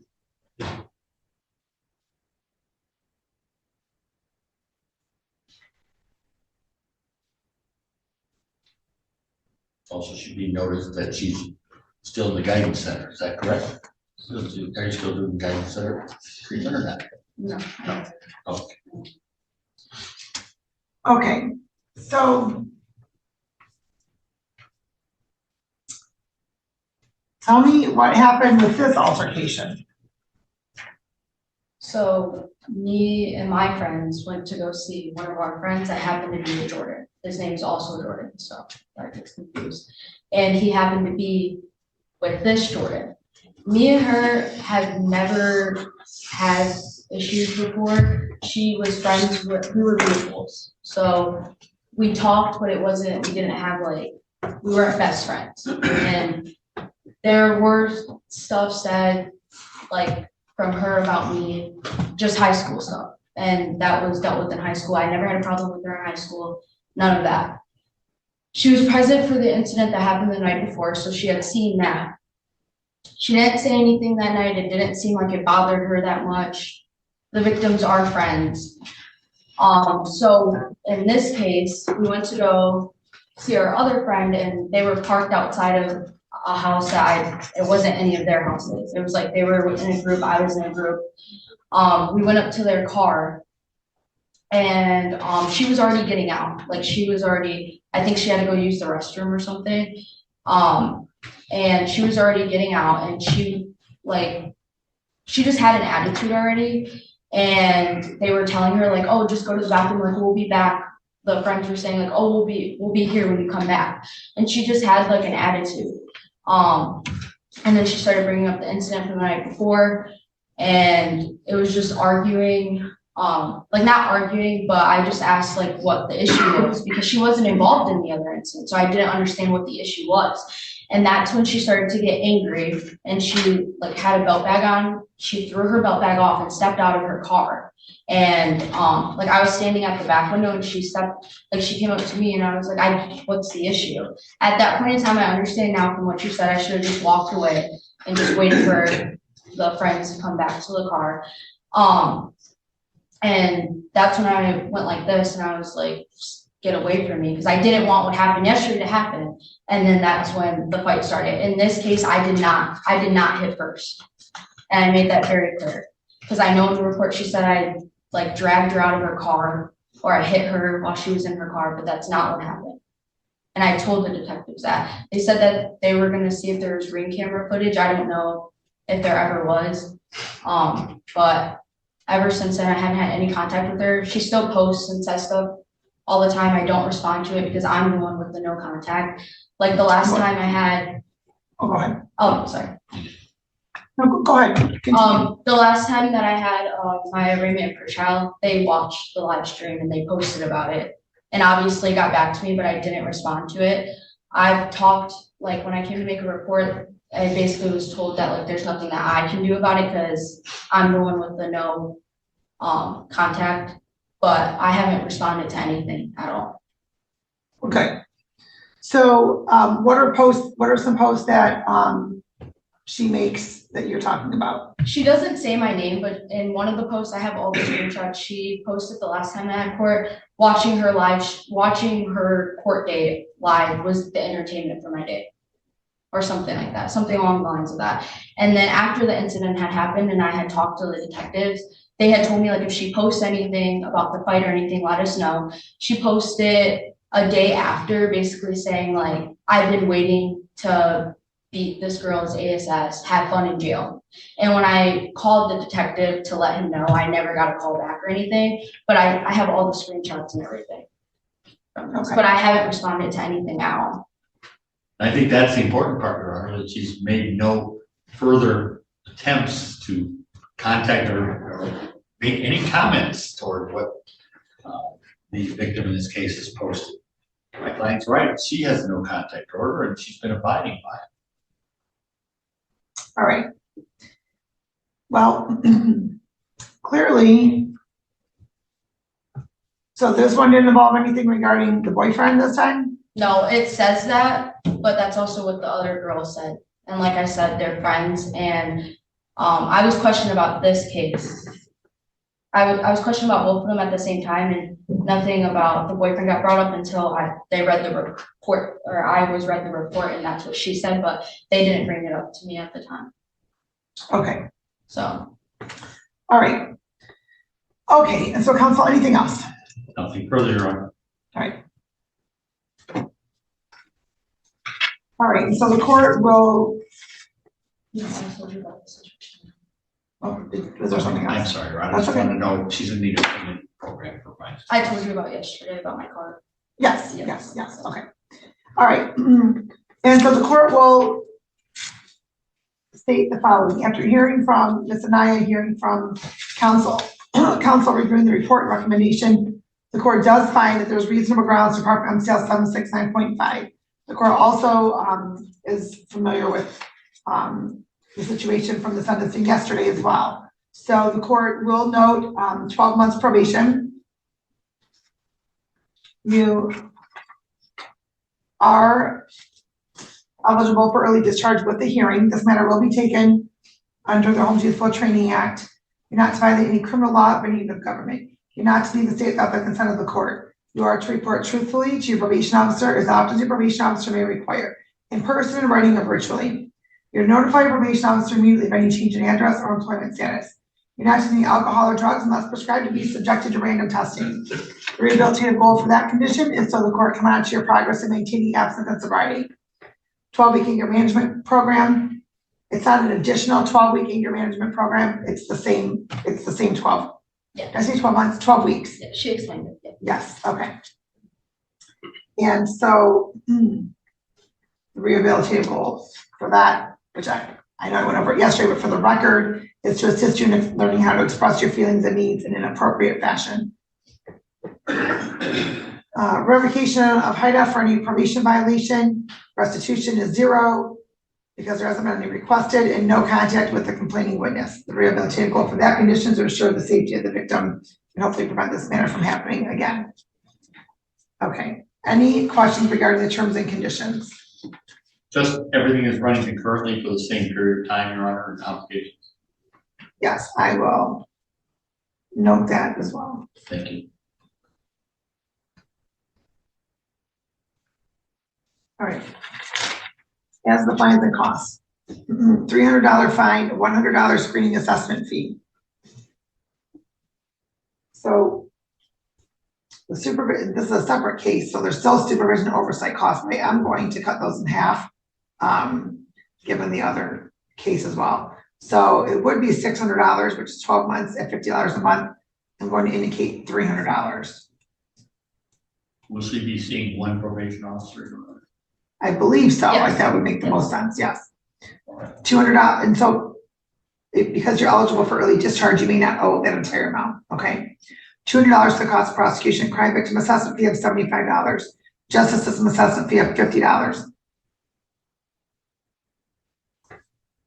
$1,025. And so what type of payment plan? That I don't recall everything. I'm for the case from yesterday, I'm paying every 20th or every 20th of the month, 100. So, for this one, can I do like a different date instead of like the 20th? Yes. Can I do the 8th of each month and can I do 50? Yes. So there we have it, a bit of teen drama for you all. Teenagers, we've all been there. You probably have some yourself. We are all know-it-alls, and so are they. But you're never going to get some stuff like this past this judge. I really hope you enjoyed the video. If you did, make sure and hit that like button, and we'll catch you in the next one. Sláinte. Hey guys, it's an absolutely beautiful summery day. I still have a little bit of a head cold. So much so that yesterday I was that sick that I actually made this video yesterday. And forgot to upload it, first of all. And second of all, I accidentally deleted all the files where I'm talking. So I'm going to make it fairly short and sweet. So basically, we have this video here where this young lady essentially just crashes into a guy. Straight up just crashes into him. Doesn't want to accept responsibility for it in any capacity whatsoever. Blames the fact that the sensors in her car didn't alert her to it. Thinking back to what I said yesterday, was something to the effect of you shouldn't be relying on those sensors. They're just there to help you out. Anyway, I hope you enjoyed the video. I'm trying to stay out in the sun a bit today to feel a bit better. I'm starting to get there. My voice was pretty much gone yesterday, which probably is a relief to a lot of people. But anyway, lads and lassies, thank you so much. Make sure and hit that like button. Have a great weekend, and we'll catch you all in the next one. Sláinte. Zali, you were cited on the 6th day of April, 2:15 in the afternoon, Woodward and Buckingham, changing lanes without due care and caution. The options you have today are three. You can admit responsibility or deny responsibility, or you can admit responsibility with an explanation. How do you wish to proceed? Deny responsibility. Would I be able to speak to the officer in a breakout room? No. Okay. I would like to deny. I'm sorry. This is the date and time set for the hearing. Okay, I would like to deny responsibility. Could you raise your right hands, please? Do you swear or affirm that the testimony you're about to give in this matter will be the truth? I do. Yes. The officer will testify first.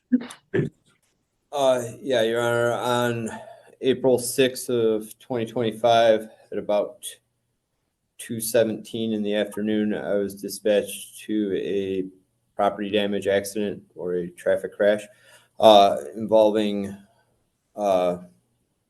this Buick Encore driven by Miss Pizziali, is it? Yeah. During which it was found that she made a lane change over to the right in a lane that was occupied by another vehicle, essentially sideswiping that vehicle. And at that time, both drivers had admitted to me the same thing of what had occurred. Ms. Pizziali? So there are a lot of things that happened during that situation that are confusing to me. I did turn onto Woodward going towards Buckingham, but I would say that I'm a very cautious driver. And when I made the turn, I did recognize that there was enough space between me and the cars, like coming, I'm not sure what direction, but coming toward where I was headed, for me to feel comfortable to turn onto Buckingham. As far as I know, I didn't register that car was separate from the pack or closer to me in any way. And he was behind me the entire time. When I was getting over into the lane, my turn signal was on the entire time. And my car has safety features that recognize that, if someone's in front of me or behind me, or even in my blind spot, to signal to me to stop or to not make that motion. And none of those signals went off at the time of when our cars hit each other. And so I'm just a little bit, I was, unaware that he was in where he was. And when we hit, my car was going this way and, his was coming this way. And I genuinely don't know, like he was behind me the entire time until he wasn't. And then I'm not sure if he, was trying to get around me. He saw my turn signal on and didn't, I don't know how he got there, to be completely honest with you, Were because you in one lane and were changing into another lane? so I was turning from, I don't know the directions, but I was like in a turnaround, like right before Buckingham Avenue. And so I was, crossing over to get it onto Buckingham. Does that make, I'm not sure if that makes sense. So you, I wasn't driving like in the same direction as the man. I was in a so turnaround. you're doing the Michigan left, so you went from one way on Woodward to the other way. Correct. But Buckingham was like almost like right across from that turn. So I was just kind of like moving, like through the lanes with caution. And I'm not sure if he was trying to get in front of me or like trying to, pass me as I was, trying to get onto Buckingham. But I was aware of my surroundings. I had my turn signal on, and none of the signals in my car, told me to stop, and neither did anything that I had registered previously to make that turn. So I'm not What about looking where you were going? I was looking where I was going. I was, and Didn't you see the car? that is what is confusing. Like, I'm not sure, I don't know. He wasn't, I didn't Well, register. Scotty didn't beam him down. I'm sorry? Scotty didn't beam him down. I'm not sure. I guess I'm dating myself with Star I'm Trek. sorry. But the bottom line here is that there was a vehicle in the lane that you were going into that you didn't think was there. Right. And I didn't see, like, he was in the, like, he was far behind me from what I registered for me. And yet the two sides of the cars were in contact with each other. So the front of my car, and the back of his car. So as I was like turning, I don't know, I guess as I was turning, like my car and the back of his car kind of hit like this. And that was so obviously like it looks like my car hit his car, but he wasn't like I had no, and I know it's hard for me to explain because it like the way that our cars hit makes it look like I like totally hit him and I wasn't paying attention, but I know that not to be the case. And I had a passenger in the car. Why do you think that's not the case? Because I am a cautious driver, and I especially driving on Woodward, a 4-lane highway, does make me a little bit nervous. And I know that I would not, and I didn't feel comfortable turning until I knew that all of the cars, like until I felt safe enough to turn onto Buckingham without, getting in the way of other cars or other cars, cutting a little bit too close to me. I was waiting in the turnaround until I felt safe enough, and I did feel safe enough, and somehow he came and our cars collided. I don't know if he had maybe turned onto Woodward at like around the same time that I was turning onto Buckingham. I'm not sure. But Would it from matter? understanding, he was Would it not in matter? my blind spot. He was not in front of me. He was far behind me for me to feel safe and comfortable enough. And the passenger in my car can agree to that as well. Like, and none of the signals in my car went off. And Which when is you're why driving, you have a duty not to turn onto a road. You were coming out of the Michigan left. correct. You have a duty to stay there at the stop sign until it's clear. I agree. And that is exactly what I did. No, So it isn't what you did. If it would have been clear, there wouldn't have been a crash. that is why I'm confused. And that's why we're here today. What's confusing you is you seem to have eliminated the possibility that you goofed. You didn't see somebody that was there. Well, I would agree with you on that, except for I had a passenger in the car and they were also very, like, they also are aware and a very nervous driver, and they felt that they didn't see this car either. And so that is is even more Okay, confusing. the car is visible. Right. This is what, 2 o'clock in the afternoon. Right. The car doesn't have any cloaking devices. It's sitting there. It's 20 feet long. It's 6 feet wide. It's 5 feet high. It's visible. Yeah. There would not have been a crash if you didn't go into that person's lane. I'm saying that I don't think that this was my fault. I do know for a Are you fact blaming that the other this guy car- because he's driving down the road and happens to be in a lane that you want to turn into? I do know for a fact that he was Do you behind blame me. him because he was where you wanted to be? I think that this is a situation where maybe Answer we my both could question. have done better. Are you blaming the other guy because he was physically present where you wanted to be? I don't blame him because he was in that lane. I do think that I do know that he was behind me the entire time. Ma'am, if he was And behind you the entire time, the front of your car wouldn't have hit the back of his. that's what I'm saying. I don't know how he got in. You made a mistake. You didn't see somebody that was there. I don't. It's possible you could have made a mistake, and the crash is kind of a proof of it. Well, We all make mistakes. I do know. Why can't you admit that you hit a car that was there? I am more than willing to admit that our cars collided and that I do make mistakes sometimes, but I do not think that this is a mistake that I made Well, because causing I a know crash for is a fact- mistake. I'm You didn't sorry. do it on purpose. I'm sorry. You didn't crash into the other car on purpose, did you? I did not crash into the other No, car. therefore you made a mistake. I would say that I guess I know that it is a confusing situation in the It's way not that confusing. our cars. There's nothing confusing about it. It's perfectly clear. Your Honor, he was behind me the entire time. Then how And did you hit the side of his car if he's behind you? So I'm not sure if he was trying to get around me, but Does the it man matter? He's admitted got the right of way. You don't. I'm not. I just,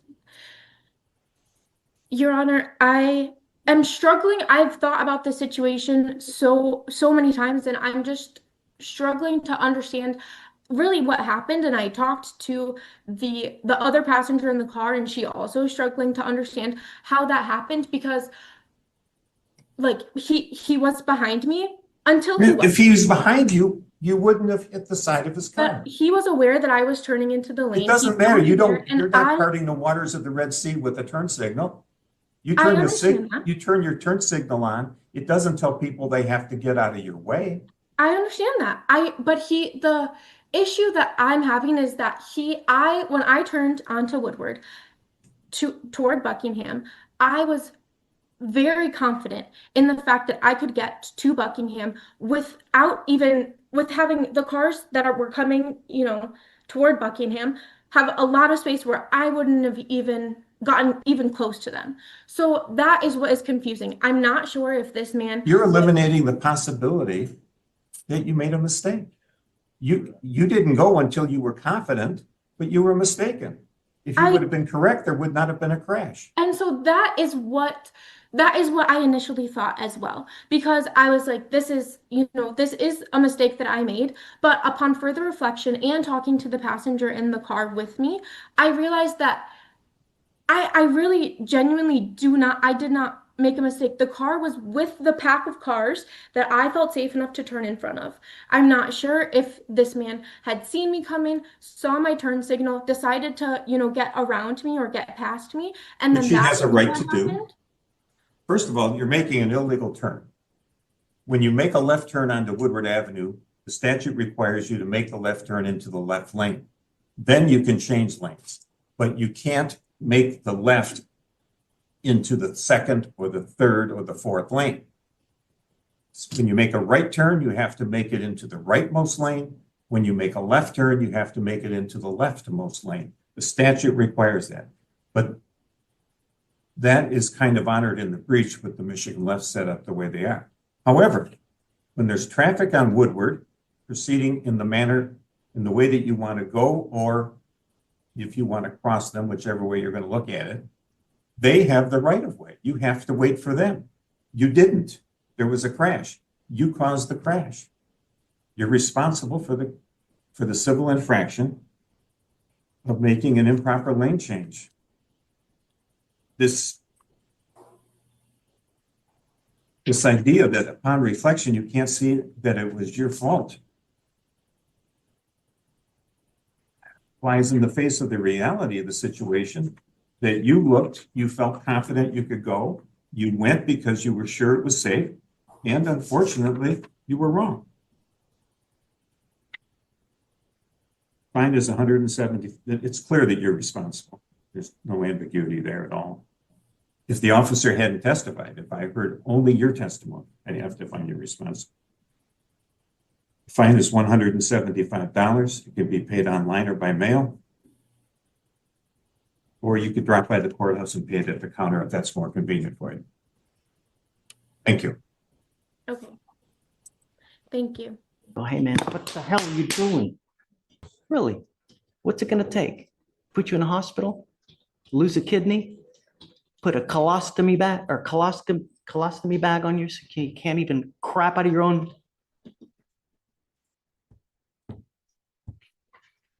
Do you know how many gods people have sworn to in front of me here? Allah, Shiva, I mean, you name it, I've heard it all. Positive THC. I haven't been smoking. I promise. I haven't been doing no drugs at all. I ain't did nothing. I don't believe you. I got a job working landscape. I ain't did nothing. I'm staying clean. There's no false positive for marijuana, Mr. Rogers. Hold on a second.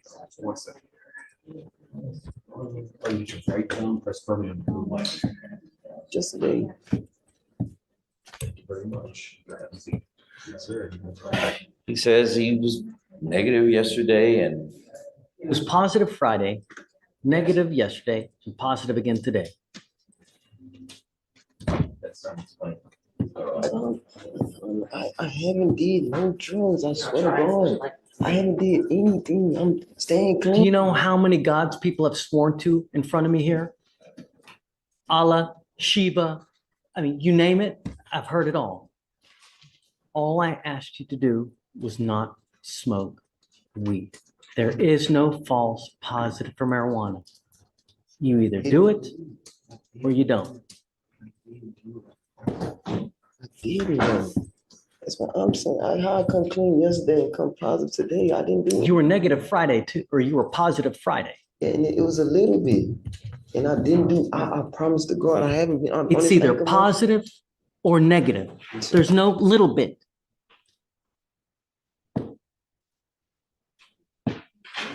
Ms. Johnson, it goes with you. Hi, Judge Mayor. Hi, have a beautiful time. Guys, keep it down, please. Hey, it's a 2 week, they got the contract today on Dan's case. What are you doing with your life now, Mr. Rogers? Landscape. Who with? My cousin, and my brother. My brother have the company. You landscape. Yes, sir, every day. Mr. Slaughter got. Did you graduate from high school? Yes, sir. I got a high school diploma. I graduated. Is this what you see yourself doing for the next 30 years, landscaping? It's fun. I like it. I like landscaping. You like making $20 cutting a yard? I mulch. I don't just cut grass.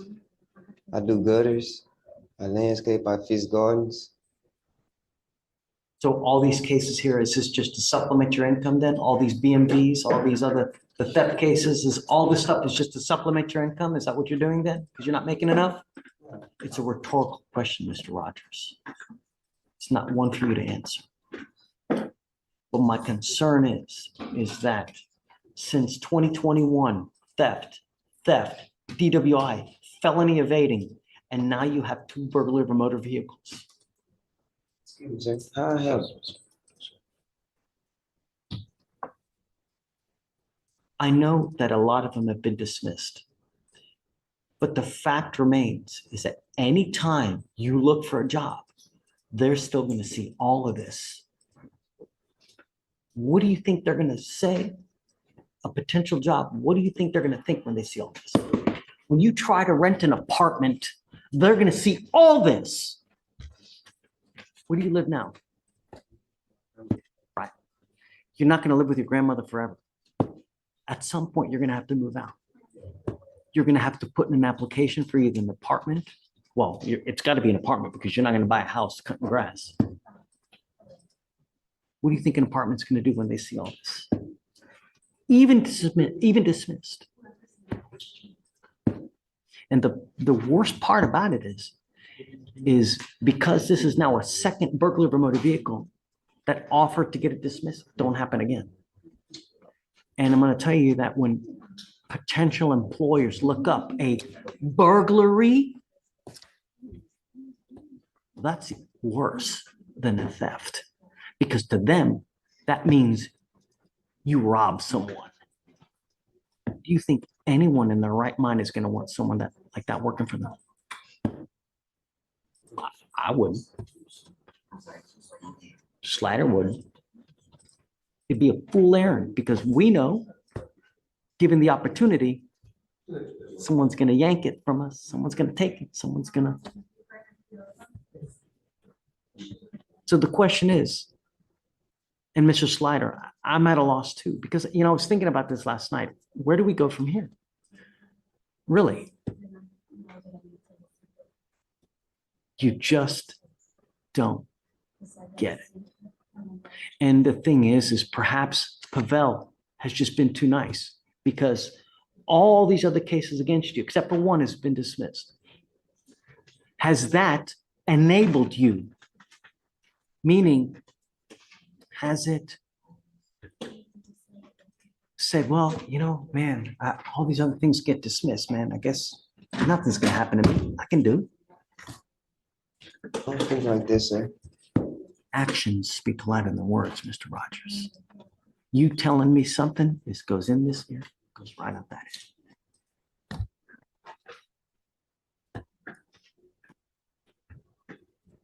Is this the BMV where someone got shot? Yes, sir. This wasn't him. Yeah, someone got shot. Someone got shot in this BMV by a shotgun. Luckily, they weren't killed. Pavel, where do we go from here, man? How do we impart this knowledge to Mr. Rogers? Well, Judge, What do we because do? he's charged, I can't really evaluate him, so I offer to defer the TRS or the alternative, the time served. He has sat termed a deferred in the past, but maybe he would need something like that. But I always offer in the alternative of time served, just because I know some people have. You know what? That's a good idea, the TRAS. The TRS? Yeah. Right. I think that's probably the best thing. Let's do an evaluation to see what they say is the most appropriate course of action. But theft, DWI, BMV, felony evading. Either you're going to get shot and killed, or you're going to end up with a 30-year sentence. You say no, but one of your crew got shot.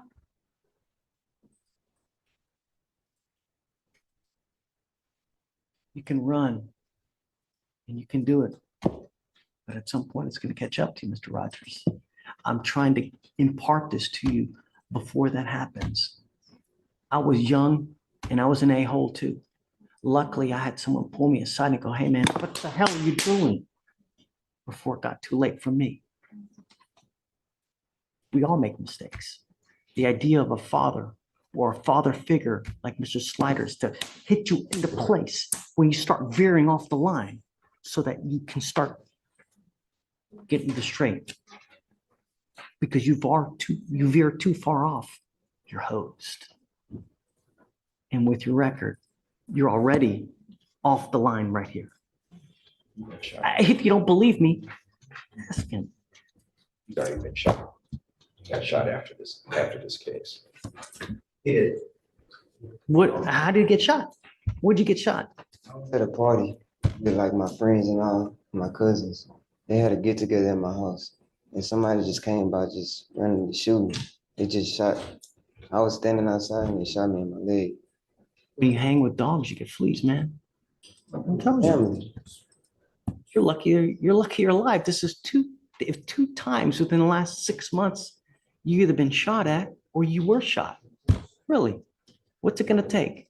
Put you in a hospital? Lose a kidney? Put a colostomy bag on you so you can't even crap out of your own.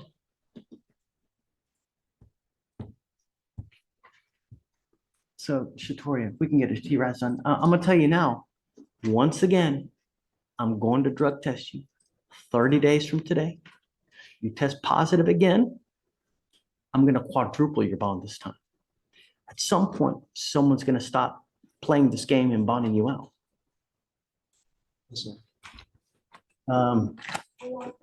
Yeah, let's do it today.